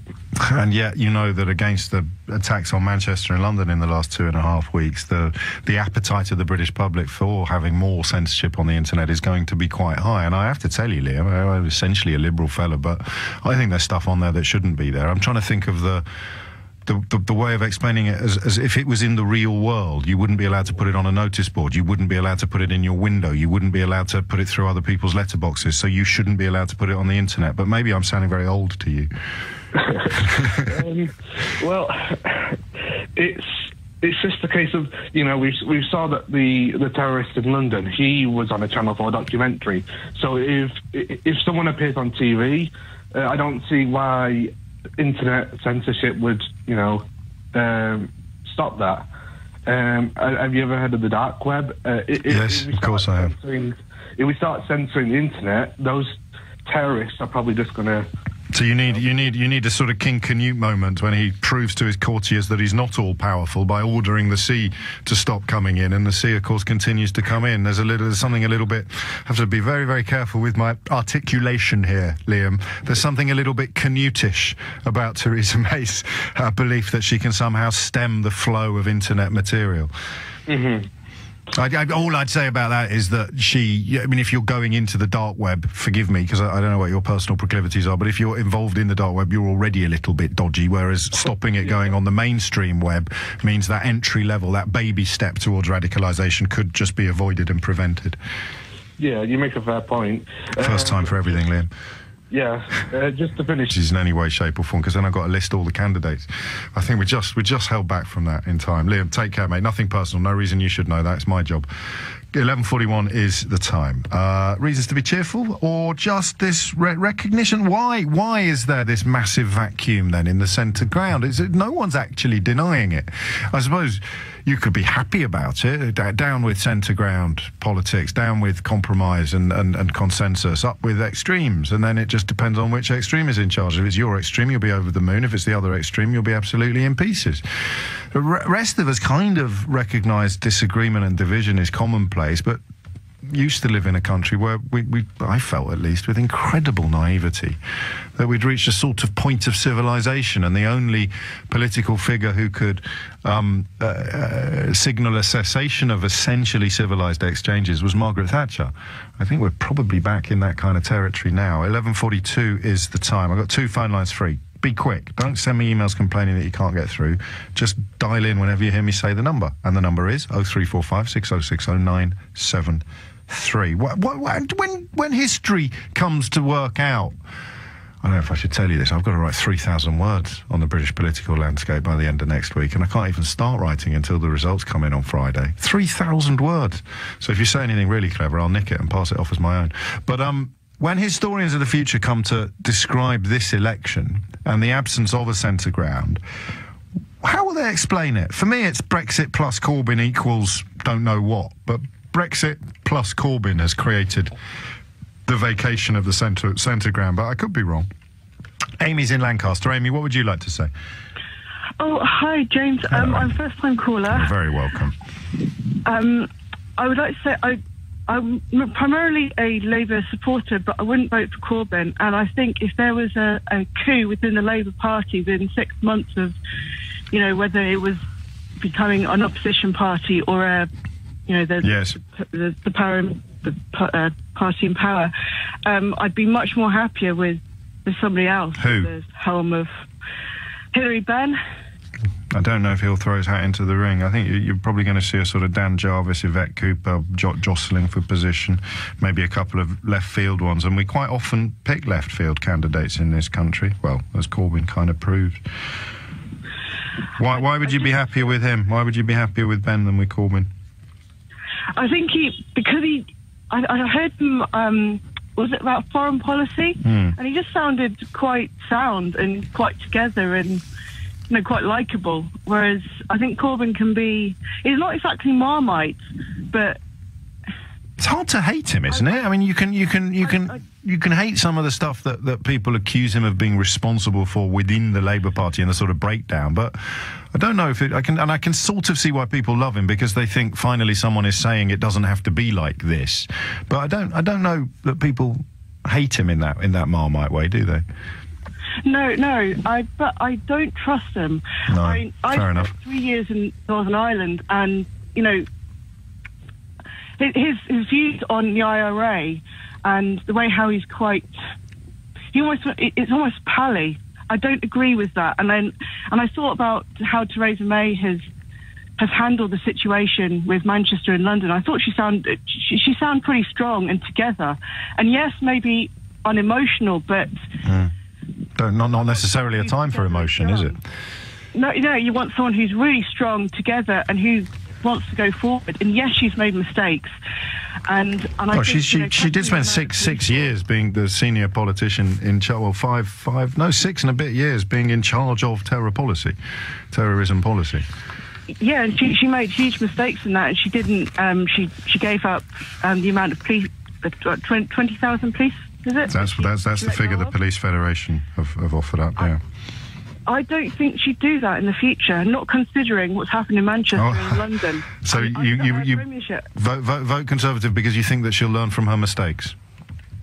I think... I like you. That's a very human... I like that a lot, actually. I think that's an open-minded and human response to politics, and we don't see enough of that. Okay. All right, thank you. Well, you've given her the benefit of the doubt. You're not expecting her to be perfect. You're not expecting anyone to be infallible or to be able to wave a magic wand and solve everything, which is the Donald Trump school of politics. I got the best wand, the greatest wand. My wand, it's the best wand. Hopefully in Britain, we're not quite that bovine yet, although so many people so many people have invested so much in hoping that we will be soon. Amy, thank you. Great debut. We'll do it again sometime, 11:45. Has there ever been an election in which it's harder to pin down what we are or are not voting for? It's all personal. Oh, Corbyn, can't trust him. Oh, May, weak and wobbly, strong and stable. Corbyn, apologist for terror. Well, it's almost as if we don't have economic problems and public services in free fall. Meaningful answers to meaningful questions. Can't get them. Why? Well, A, it's really hard to get hold of a politician as a journalist, harder than it's ever been in any general election. I don't think I'm betraying any confidences when I tell you I had a chat with Jon Snow about this the other day. We were both appearing on a different programme, and I was saying, this is an amazing election, isn't it? And he was saying, it's absolutely rubbish. What are you talking about? And I realised it's amazing for us because we talk about opinions every day and we exchange thoughts and opinions. But for senior newscasters, can't get close. Can't get close to these senior politicians. And when they occasionally poke their head above the parapet, this curious new brand of journalism is more interested in whether they know how much a TV licence is than whether or not the NHS is safe in their hands. John's in Edinburgh. John, what would you like to say? Hello, hi. I think for whatever reason, Brexit seems to be the big issue here, like it or like it not, and whether one agrees or disagrees with Brexit. But if people are going to vote in that peculiar British way, it seems to be represented by the Brexiteers, and in a European way, shall we say, by the people like anti-Brexit, I think they've got to understand what European means, and that we in this country have moved so far right that the centre-right parties of, say, Northern Europe, and I mean centre-right, not extreme-right, yes. They would probably agree with Corbyn and say these are quite normal things to stand for. So we seem to have moved very, very right in this country, where Corbyn is considered to be loony left. In actual fact, he's pretty centre-right in Europe. In terms of state ownership of utilities, some of his social policy, his attitude to sort of family, childcare, all that sort of thing. Yeah. And it seems also that we seem to swallow the mantra that the only people that care are the Labour Party, and the only people that can take care of the economy are the Conservatives. Nothing is further from the truth. Well, I mean, it seems so. Why do you think it's happened? How do you think it's happened? My pet theory, and I may have to surrender it one day, but at the moment I just feel it getting stronger every day, is that the newspapers have pushed the Overton window so far to the right that Jeremy Corbyn looks like a communist. Absolutely, I totally agree. I think the mainstream media have got a huge amount to do with it. And I think if you don't control mainstream media in any way, shape or form, and I'm not talking about censorship. No, of course not. But maybe have apologies printed, apologies for mistakes printed at the same size and prominence as the original story that they're apologising for. That would be a start. It might help, yeah. And we just have drifted so far right, and we think that that the Conservatives represent centre-right. Well, compared to the rest of the world, they don't. No, I know. Well, the parallel is with America, actually. So whatever Donald Trump actually stands for is hard to pin down because he changes his mind every 12 hours, but he certainly seems to be closer to a sort of far-right position than any previous American president. Well, certainly Theresa May looks extremely centre-right compared to him. This is true. 11:55 is the time. Oh, it's all up in the air. John, thank you. Corbyn is part of a long, radical tradition. He's open-minded but has conviction. He's improved his leadership style. He is learning on the job and he cares. B is, well, yeah, it's not all about me, B, but you're perfectly entitled to criticise. Be very boring if you couldn't or didn't. I am ashamed to be a fan of yours today, says B, chiming with something that Cedric has to say. What are you doing? I don't understand what you're getting at today. It seems to me that you and others are ready to give May a third chance rather than give Corbyn a chance. Good leaders are dreamers and visionaries. That's what Corbyn is, says Cedric in Wandsworth. I can assure you, Cedric, there are plenty of people convinced that I'm endorsing Jeremy Corbyn and encouraging people to vote for him. You seem to think the opposite, which means I must be doing something right. But to pick up on John's point about bias in the media, the way that the Mail now writes about the BBC is quite incredible. As someone who has worked there sometimes, but isn't working there much at the moment, isn't working there at all at the moment until this election is out of the way, the requirements of impartiality over there are almost Kafkaesque in their absurdity. But of course, you can't ever stop once you're going down this road of authoritarianism. You can't ever stop and say, oh, we've gone far enough. So you keep pushing to the right and pushing to the right and pushing to the right until eventually even the centre looks left-wing. You want to find out whether or not the BBC is biased. Ask a Jeremy Corbyn fan, right, and then ask a UKIP fan. and then just watch them cancel each other out completely, and you'll get an idea of where the centre ground is. And actually, don't ask a UKIP fan, ask the editor of the Daily Mail. So ask Jeremy Corbyn's campaign manager, and then ask the editor of the Daily Mail, and let them have a big argument about who is more biased, who they are more biased towards. They are both utterly convinced that the BBC is fundamentally committed to their opponent's cause. Okay? Which means it almost certainly isn't. But hey, evidence, facts, empathy, going out of fashion. Paul, Blandford Forum. That's a nice part of the world. What would you like to say, Paul? Hi, James. Good morning to you. I just want to say, really, I really have been the ultimate Tory boy all my life, I suppose. I worked in the city for about 10 years, up to about 98. My bank merged with another bank. And it was at that point I knew I needed to kind of get on with life and start my own business. Yeah. I did that in 1998. I still run it today, and I employ about 35 people. I am completely dismayed, really, with what's going on in this country at the moment. I voted Conservative. I don't get what the party's on about at the moment. I'm exceptionally worried about what Brexit's going to do. I think that to your business. Pardon me? To your business, what Brexit's going to do to your business or broader? Just in general, actually, I can't see that anything good can come out of this, actually.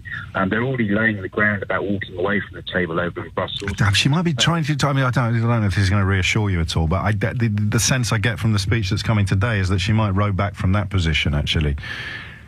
The no deal is better than a bad deal. I think the biggest problem for us has all been that she's not really saying what she's thinking, and we're all trying to second-guess it. I have voted Lib Dem on this occasion purely because I just can't vote for the Conservatives. I can't vote for what they're planning on doing. I am actually involved in the medical world. I'm seeing price rises coming into my business that are averaging 20%. The NHS consumes between 20 and 22 billion a year in services and products. On the fact that most of those products used in the NHS are dollar-based purchases, we are seeing those rises coming through now. We can't afford it as it is. The debt in this country sits at £1.7 trillion. It's increased from $1 trillion in 2010. And we are pursuing this at the moment. It's craziness. It's like self-harm, but choosing what form of self-harm we want to do. So your vote is Brexit based, but is also representative of a well, no, it's a Brexit based exodus from the Conservative Party. That's your vote. My vote is really a massive slap in the face of the Tories at the moment, because I just can't back them. I just think that what they're planning on doing, they're talking about back in the Naylor report. What people don't realise is what they're voting for at the moment. With inflation, it's already hurting just about managing. The Naylor report being the suggestion that NHS real estate should be sold off, NHS facilities. I think there's more to it than that, but just for people who aren't familiar with the phrase, Paul, you can tell by the rising crescendo in the background that this is coming to the end of the hour. We'll carry on with this in the next hour. There's an election tomorrow, in case you haven't noticed. We carry on talking about what we think will happen and why, but there's a sort of broad consensus, isn't there, on the lack of representation for anybody sensible. The controversy in China, where a live donkey has been fed to tigers at a zoo and put on a web feed. I wonder who is going to turn out to be the donkey and who's going to turn out to be the tigers when the country goes to the polls, or when the politicians go to the country tomorrow.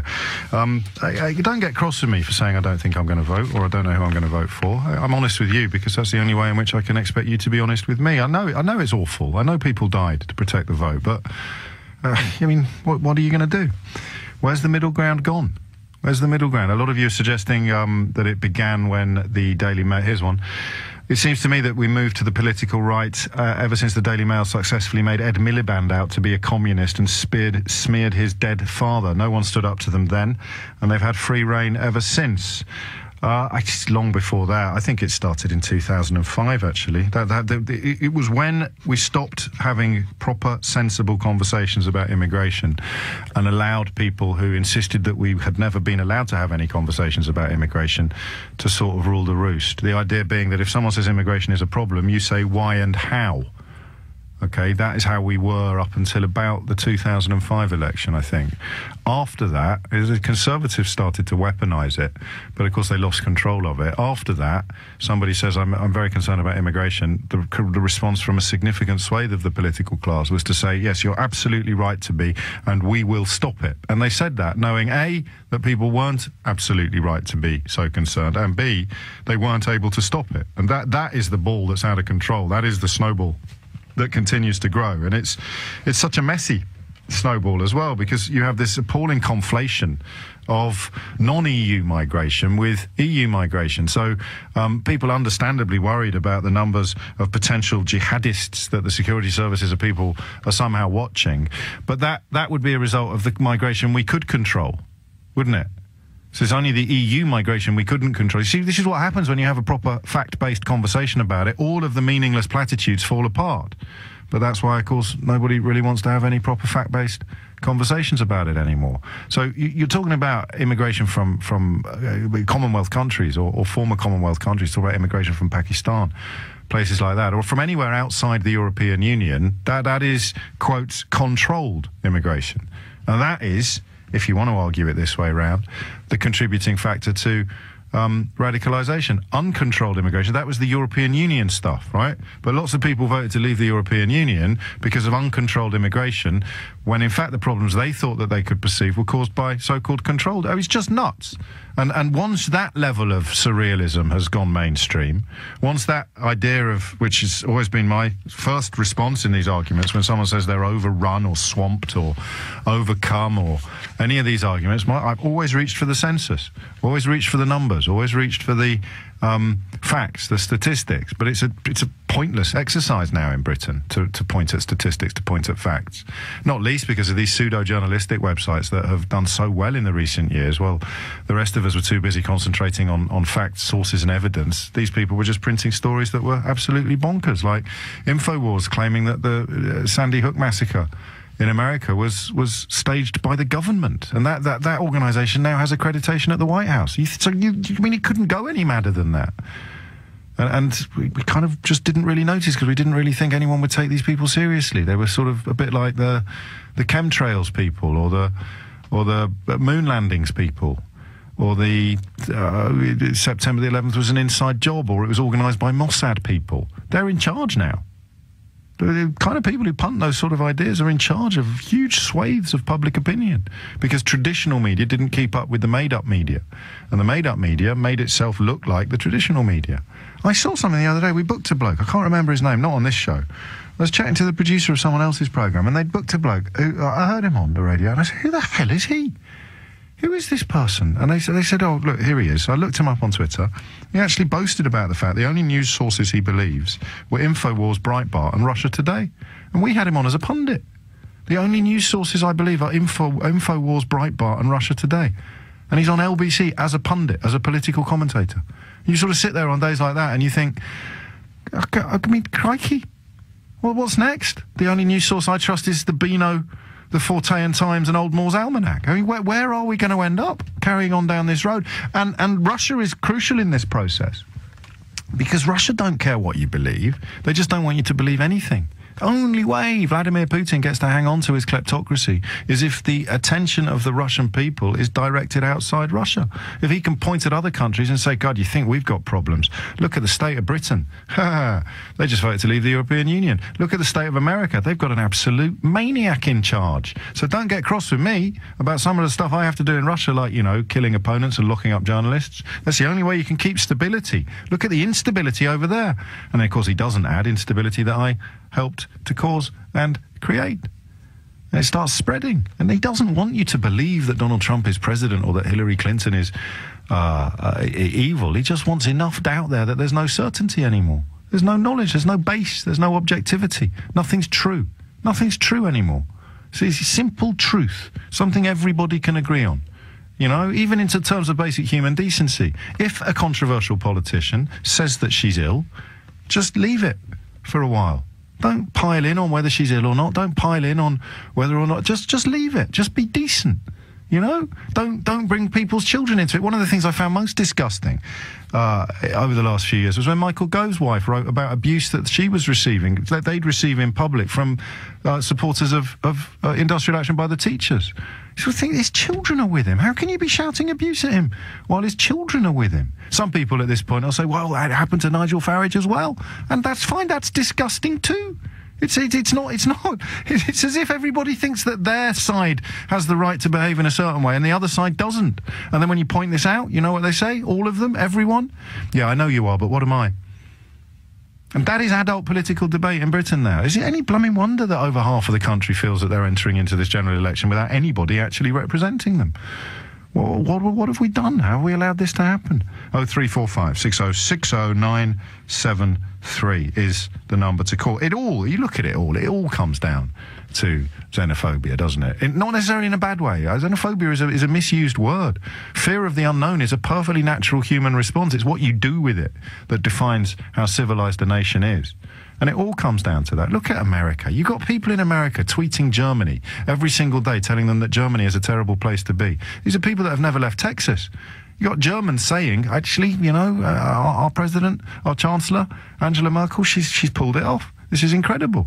Her approval ratings are going through the roof. You've got some redneck in Idaho telling everybody on his Twitter feed that Germany is a no-go area.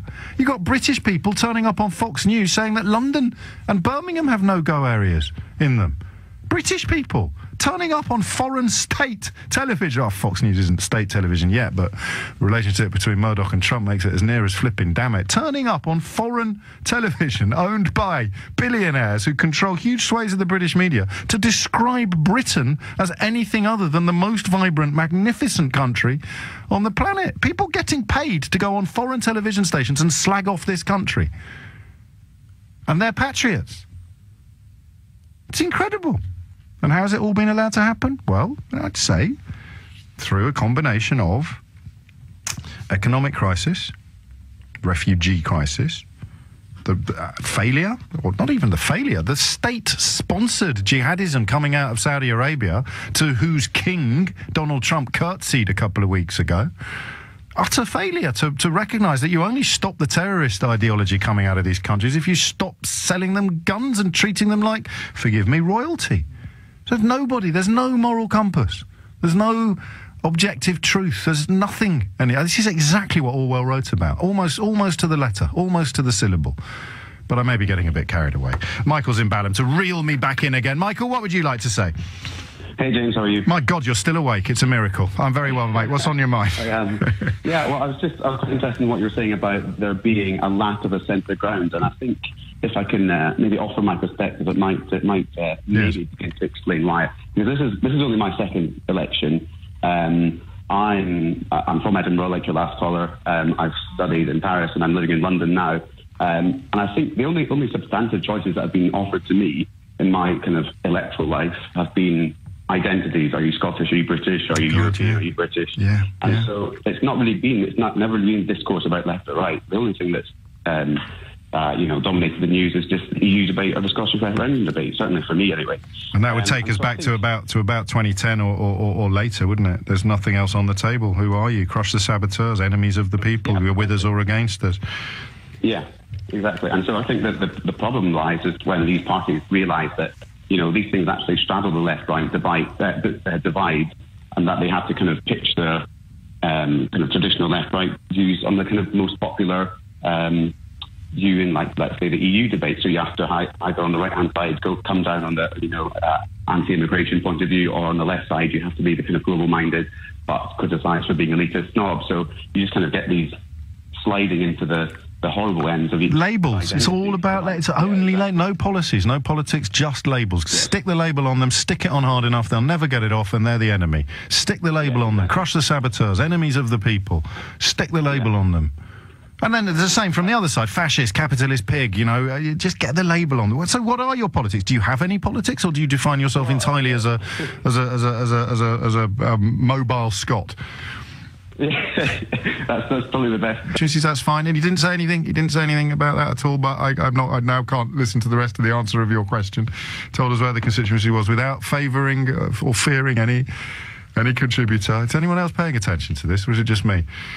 Oh, all right. You could have sugared that pill a bit, Coming up to 12:15, you're listening to James O'Brien on LBC, where I can't even remember what questions we were asking, but the phones haven't stopped ringing since 10 o'clock, so we must be doing something right. The suicide bombing in Iran is profoundly significant, and the targeting of the founder of the revolution's tomb is not that significant. The fact that a suicide bombing has occurred at all in that city is remarkable.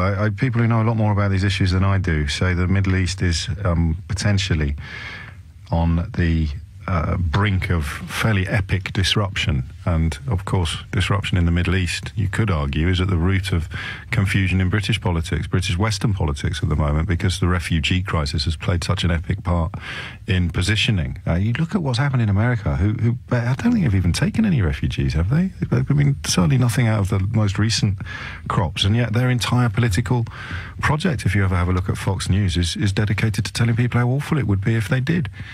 And literally it is. I'm not even exaggerating. Donald Trump kind of came to power on the back of being mean about Muslims and saying we won't let them in. Because America terrified. 90 people a day killed in car accidents in America. God knows how many are killed by guns. Absolutely terrified of refugees. 20 minutes after 12 is the time. Jason is in Perth. We've had quite a lot of Scottish callers today. Jason, what would you like to say? Hi, James. Hello, Thanks mate. for having us on. You're very welcome. Just a couple of points. Like, as a millennial who voted to stay in the UK and voted to stay within the EU, I think a lot of people my age, like mid-20s young, are in a bit of a conundrum here whether to vote SNP or vote Labour. Right. One of the reasons being is because it's a case up here of obviously keeping it as yellow as possible to keep as many Tories out of Scotland as possible, in my opinion. But then down south, obviously, Mr Corbyn does appeal to myself and a lot of young people in terms of having. So you could vote for you could vote for English Labour, but not for Scottish Labour. Yeah, exactly. This is the issue. See, I know an awful lot of people who could vote for. I know a lot of people who could vote for Scottish Labour, but not English Labour. It's just everything's nuts, isn't it?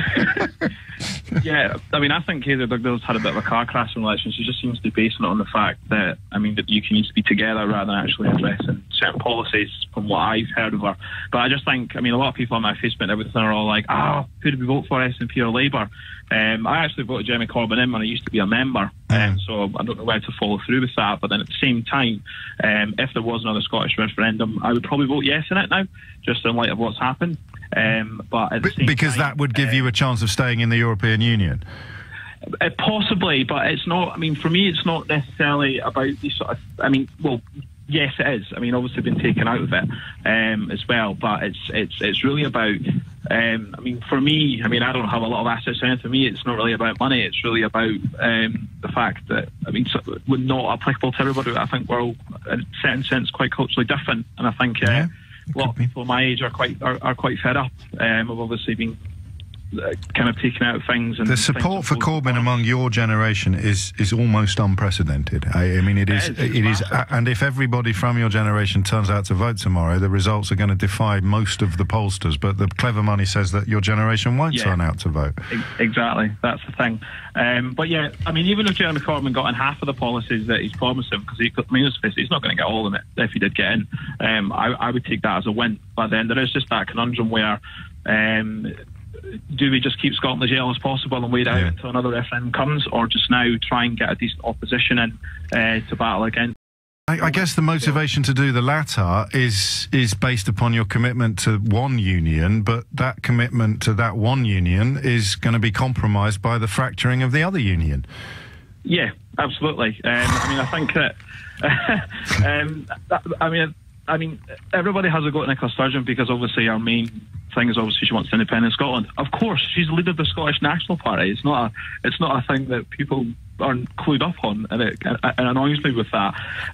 But once again, it is going to be the young against the old, especially up here, I think. And that's a shame. And that again, I mean, I mentioned Fox News a few times today, and only because it provides a very neat indication of the direction in which we're heading. Some of the stuff I've read about families, you talk about the age divide, families being torn apart by Fox News reporting, because you'd have people going to visit their grandmothers and finding out their grandmother had bought a gun because she was so worried about the Bangladeshi family running a shop on the other side of the street. We're not that bad, but we have got really big divisions now between generations. Is it optimism versus pessimism, or is it more sophisticated than that, Jason? I think it is. I mean, I think that. I mean, it's something that I could spend all day with you talking about. But I think it is kind of more optimism. I think. I mean, the SNP. I know that they've got their problems, but I mean, I think that. I mean, if the SNP have been in power for 10 years, and I mean, I think they've done Scotland a pretty good job, to be fair. But then it does really just come back to that. do we vote Corbyn on the basis of his personality and his policies? I mean, he does seem like a genuine guy. I like him. But then he's not going to become Prime Minister. Let's face it. Unless your generation turn up in their droves, and then he has a slim chance, as I understand it. But of course, there's plenty of polling that goes in the other direction. Theresa May is delivering I presume her final speech of the campaign. I don't have the sound on. She's pulling some quite strange faces, but I believe that the top line is that Brexit is the basis of everything else. So if we don't get the right Brexit deal, then we're doomed. Connor, thank you very much indeed. No, not Connor, I beg your pardon. Thank you very much indeed, Jason. I should put something out there as a theory as to why everything is so surreal, why there is no sort of really meaningful exchange. We spent the entire campaign being fed sound bites like strong and stable or slurs like terrorist apologist. It's because the two central planks of British politics are built on sand. The first is that Brexit means Brexit.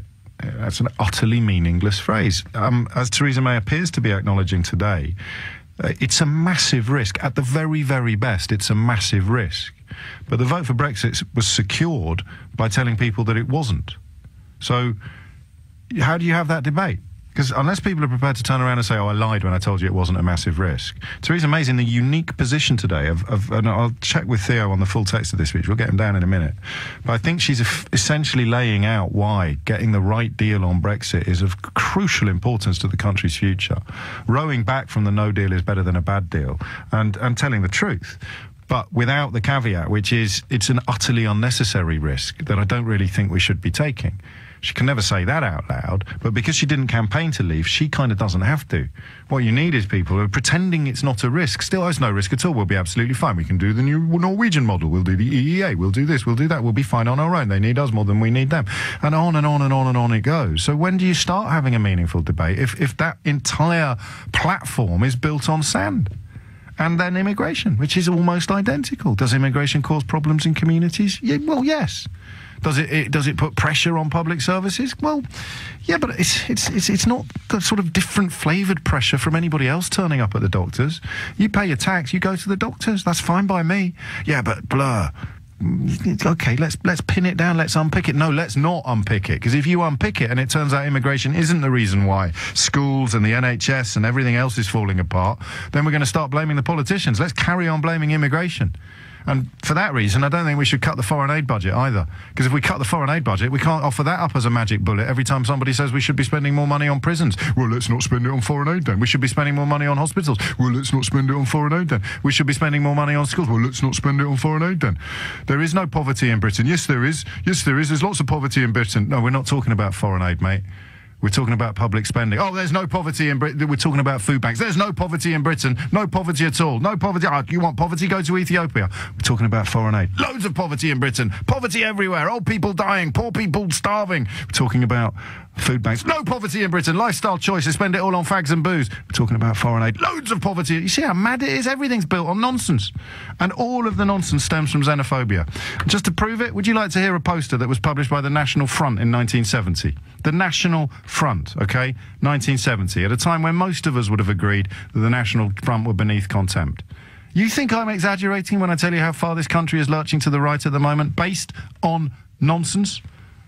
This is a National Front poster from 1970. Put Britons first. Stop immigration. Reject common market. Restore capital punishment. Make Britain great again. Scrap overseas aid. Rebuild our armed forces.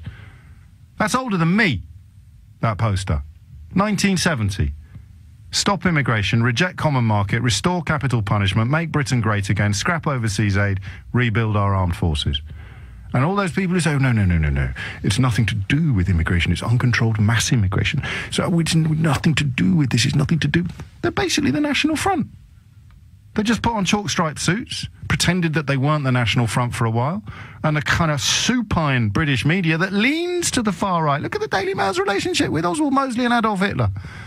Oh, he's got a chalk-striped suit on. It's not that nasty Nick Griffin bloke with the sort of lazy eye and the strange expression on his face. We need a public school educated chap in a chalk-striped suit, and he'll bring the policies of the National Front back into the mainstream. And the British people, they're too stupid even to notice. And Jeremy Corbyn stands up and kind of suggests that maybe they're not completely stupid, the British people, and he gets absolutely crucified. maybe things could be different. I don't know anymore. But I know that this is now mainstream politics. It's not even fringes anymore. Stop immigration, reject common market, restore capital punishment, make Britain great again, scrap overseas aid, rebuild our armed forces. Hardly anyone in the country will be able to vote for the National Front tomorrow, because they don't need to anymore. And sort of general agreement on the lack of excitement about any possible outcome, but I suspect turnout will probably still be quite high. Tomorrow is a vote for communists or fascists. Maybe that's why deep down you can't choose, James. Crikey. Jed is listened to my last comments about the strange nature of this election and says, this all proves we should have listened to the National Front at the time and we would not be in this mess. I don't know where in the country you are, Jed, but I suspect your life is better than it was in 1970. Lots of you very disappointed with me for repeating the associations between Jeremy Corbyn and the IRA. That's the price of free speech, I'm afraid, and a free press. And this, good show, as always, James, but if things weren't so crazy, asks Gaz, what would you talk about every day? Mate, I'd bring back the quiz of the week. We could play Beat the Sweet. I'd maybe even play some records. It'd be great if politics was so boring that management decided we had to start talking about other stuff again. Theo Ushwood is here. What have we got? Let's start with Theresa May and this brief roundup of the campaign. It was all going so well for the Conservatives until 4 weeks ago when they launched their manifesto and the plans for the so-called dementia tax came out. It was a big announcement about how Theresa May was going to reform a system, and then the Tories didn't like it. Mainstream organisations, the press, got into it and they didn't like it either, and the disparity in what people were going to have to pay, or the wealth, and then how much they were going to pay, and then it started to go. The narrative started to change, and it started to go badly for Theresa May. We then had 2 terrorist attacks, which have undoubtedly impacted upon the Conservative campaign, and this collision between Conservative austerity and security. It's supposed to be strong on security, but then the impact that cuts to police numbers have had on that.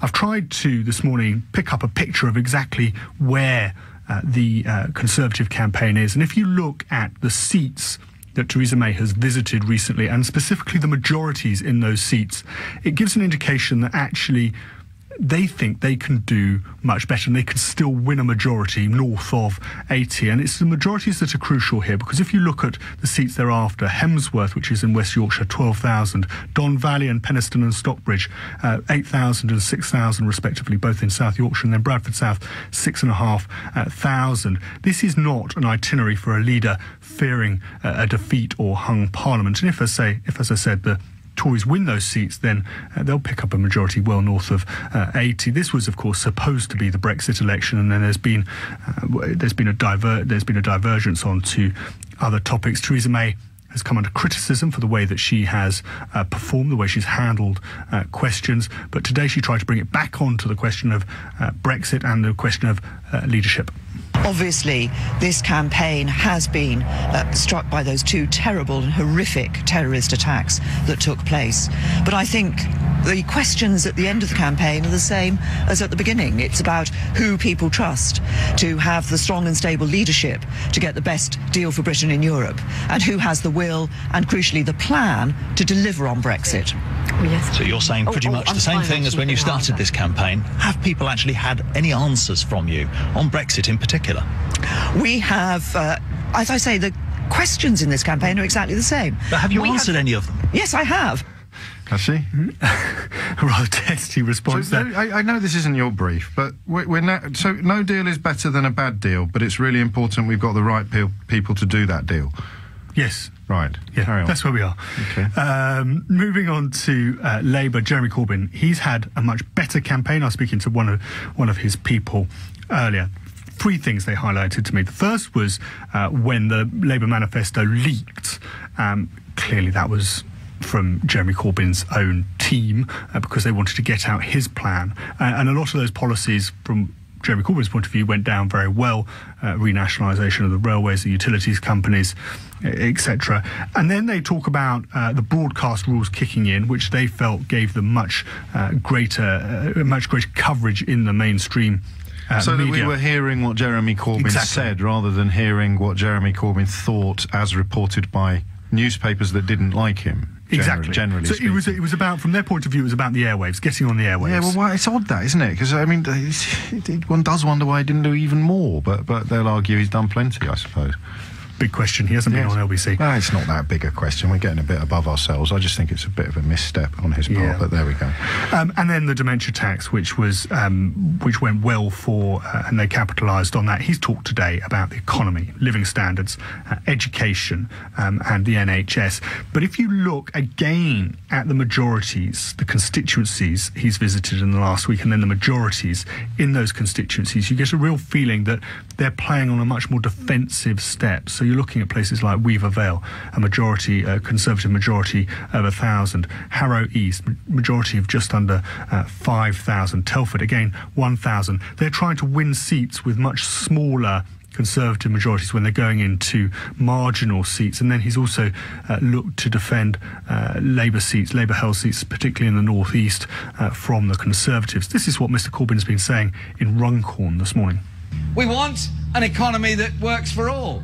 I don't want an economy where 6 million people are earning less than the living wage, where 1 million are on 0 hours contracts. I want instead a real living wage, £10 an hour by 2020. I want an end to the indignity of 0 hours contract, where in the stress you wake up every morning wondering if you've got work that day. That's not right.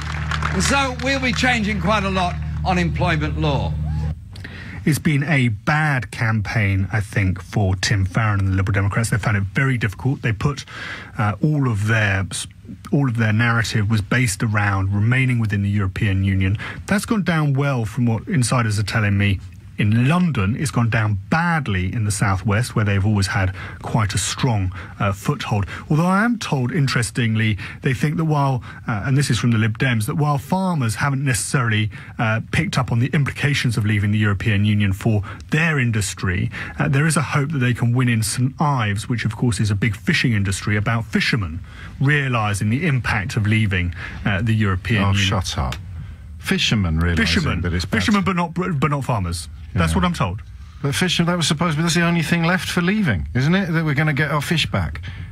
Well, the Lib Dems are saying that fishermen are realising the difficulties. Couldn't have something to do with the fact that we only have 13% of EU waters, but 30% of the fishing quota, could it? Probably, yeah. So anyway, treason. Treason is what it is. Treason. Good news in St Ives, bad news in the rest of the southwest. London, three important seats. Let's start with Richmond. Sarah Olney defending that from Zach Goldsmith, who of course this time is standing as a Conservative. Twickenham, Vince Cable. There's a big hope there for the Lib Dems that he can get back in. And then in Bermondsey, Simon Hughes. I'm told that one's very tight. They're also looking at Kate Hoey down in Vauxhall because, of course, they think they can get back that day. They can win that seat even because of the stance that Kate Hoey told them. Don't I have to read out? No, you don't. I've checked. I've checked. I've checked. I know. Okay. I've put in the relevant phone calls. All right. Don't doubt me, James. I don't doubt you. I was just clarifying. I was actually asking you because I could. If I doubted you, I'd do it anyway, wouldn't I? Sorry. It's been a long campaign, Theo. It's a long. How many miles have you done? Have you got one of those little Fitbits? No, because you hopped a lot of it, didn't you, after breaking your leg? Almost. Now you're just taking a mickey. I'm not at all. Issues. Cannabis. Apparently cannabis has gone down very badly, Lib Dems are saying. Legalise, of course, Tim Farron said he wants to legalise cannabis. Lots of Lib Dem voters apparently don't like that. Someone said to me the only politician who could get legalisation of cannabis through the Commons is Theresa May. Oddly. Why? On the grounds that the conversation needs to be about the 21st century attitudes to the drug, the experiences in America or elsewhere in Europe, the medicinal applications, not the perception that it's just the same old hippies as before going, hey man, smoke weed, everything will be great. Well, apparently Lib Dem voters aren't so keen on that message. The other issue, of course, is Tim Farron and his reluctance. He's only managed to say once that he didn't think that homosexuality was a sin. That's gone down badly on the doorstep as well. Anyway, Mr Farron's been talking this morning. Tomorrow is a chance for people to say we're not going to give Theresa May a blank cheque to deliver all those cuts to all that we hold dear. And the Liberal Democrats, I think, the one opposition party that can hope to go forward in this election, the most powerful way in many parts of the country to deliver that message. UKIP finally, in this very brief roundup, it's had a nightmare campaign. Although some might say, and this is the way it was told to me a few moments ago, that from UKIP's point of view, their policies are being completely incorporated into the Conservative Party. So in the end, it's an outright win. This is Paul Nuttall's been in Great Yarmouth, where they have an outside shot of winning a seat. The Conservative Party have promised in their manifesto not to withdraw from the European Court of Human Rights, and now they're talking about stripping back human rights legislation. I want to make it clear with UKIP, we will rip up the Human Rights Act, withdraw from the European Court of Human Rights, and ensure that there was a British Bill of Rights which ensured British people were put first. Paul Nuttall there. Paul Nuttall there. Have you enjoyed it? Yes, I have. Well, I've enjoyed bits of it. I enjoyed the first half of it, I have to say. And I don't know, I get this experience probably from listening to your callers, James. I just find covering the terrorism just awful. Of course. There's just, and there's no journalistic... It's unrelenting grimness, grimness, horrible. And then people do try to score political points, in some cases before even the details are known, and that sort of shames us all in this profession, but it goes on. It's just grim, and you're meant to sort of separate, aren't you, between your sort of journalistic objectivity and then just... Well, you are. I'm not. That's one of the differences between a proper journalist and a gob on a stick like me, Theo. But you can't separate. Can I go rogue for 10 more seconds? Mate, fill your boots. It's my wife's birthday today, and she has really put up with it. Hang on a minute. She has really... I've not been around at all. Whoa. It's all gone a bit Beacon Radio, hasn't it? Sorry. That's all right. No, do your bit for Mrs. Usherwood. I just want to say happy birthday. What's her name? Romana. She's amazing. My wife's amazing. Happy birthday. She's really put up with... She's had to do everything. She must be, mate. Thank you, James. I appreciate that. No. I love you like a brother, Theo. 12:45. If you love him like a brother, how come you don't know his wife's name? Asks Lisa from Surrey. It's a valid point. And a lot of you expressing a deep desire for the James and Theo show to be broadcast on LBC at some time soon. Do you know what? We might have a look at that. Why not? Speaking of colleagues, this is nice from Josh, who's in Stourbridge. Thank you for your coverage of the campaign, James. I actually got involved supporting one of my local candidates with their campaign this week. It's been great to get involved, and I wish I had done so much earlier, but I will stay involved now, regardless of the result. Much of the reason I wanted to get involved is down to you and your show. It continues to be an eye-opener, a thought-provoker, and a mind-changer. And I guess that has always been the whole point. Thank you to you and your colleagues, like the lovely Theo. It is 10 minutes to 1. Last chance, last word. Next time we speak about politics, we'll have a new government. It might be the same as the last one, but it'll be new in the strict sense of the word. Claire is in Shepherd's Bush. Claire, what would you like to say? Oh, hello. Hello. I can barely remember who I am. Nor can I. You just got... You were there before Theo Usherwood came. I'm amazed that you stuck around. I wouldn't have done. I'd have hung up, made a sandwich, had a cup of tea. Well, exactly. I did wander off for several minutes. Shall I go to Jamie? I'll go to Jamie and I'll come back to you. No, that's not fair. Claire, fill your boots quickly. No, not again. No, I'm joking. Here forever. Yes, I know. It's all right. Look, Oh, we're out of time. I've got to go to the travel news. Oh, man. No, I'm joking. Carry on. Oh. If we just wibble on like this is what the politicians do. We'll catch the top and then it's all over. Exactly. Okay. So, I'm a bit confused by your show today. I think you're pretty amazing and done amazing things over the years. But bless you. Today, I feel like you're putting Jeremy Corbyn under a much tighter spotlight than you ever have done May, or than you are doing May today, I should say. You know, she's about to... oh, gosh, is that echo just me? Anyway, she's about to slash the NHS even more than she has done so, schools even more than she has done so, the police even more than she has done so, you know, social care, etc., etc. I mean, the woman's a maniac as far as I'm concerned. I know that's not terribly helpful, but that's how I think of her. And yet the thing that you seem to be sitting on the fence about are some supposed sympathies of Jeremy Corbyn with the IRA, which, in the scheme of things, given what's going on, feels to me... I'm just not sure why you would equate those two things on the day before the election. Well, I'm not really allowed to speak too much about the kind of personal attitudes I may have to one leader or another. I recognise what you say. There are plenty of other things I could have criticised either party leader for, but for me it was just maybe not even intellectual, Claire, maybe it is emotional. I'm doing the thing I usually criticise other people for. I've been talking about how I feel, and I don't feel any sense of enthusiasm at the prospect of casting my vote tomorrow, and I'm jealous of people that do. Well, yeah, and I think you're kind of slightly wrong not to do so. I mean, I think centrist Labour politicians haven't really got us that far. If you think of the enormous enthusiasm, and I'm slightly older than you, so I do remember the 1997 election and how incredibly excited we all were, yes. And then how very swiftly let down we all were. Were you, though? I mean, up until 2000, up until the economic collapse, you could have made a fairly powerful case for saying that Labour were never going to be out of power again, apart from Iraq, which obviously... Blair took us into Iraq. Well, yeah, OK. Then you could also argue that from that moment on, and I would say this is where all issues conflate, because from that moment on, the world imploded, as it were, and that's why, to be honest, we've got Brexit, we've got enormous immigration issues, we've got terrifying, as you say, kind of neo-fascist views of becoming increasingly the norm in this country, and it all dates back to that moment that Tony Blair autocratically, effectively, took us into a war that was entirely unjustified. And so we all lost faith in a man who was a centrist Labour person. And what I'm really fed up about is that people saying, oh, I love the Labour, I love this Labour manifesto, but if it weren't for Corbyn, I would vote for it. But actually, we would never have a manifesto like this. It's such an amazing, potentially really kind of beautiful and all-encompassing manifesto, were it not for a, balloon like... That's the best. I love that word, though.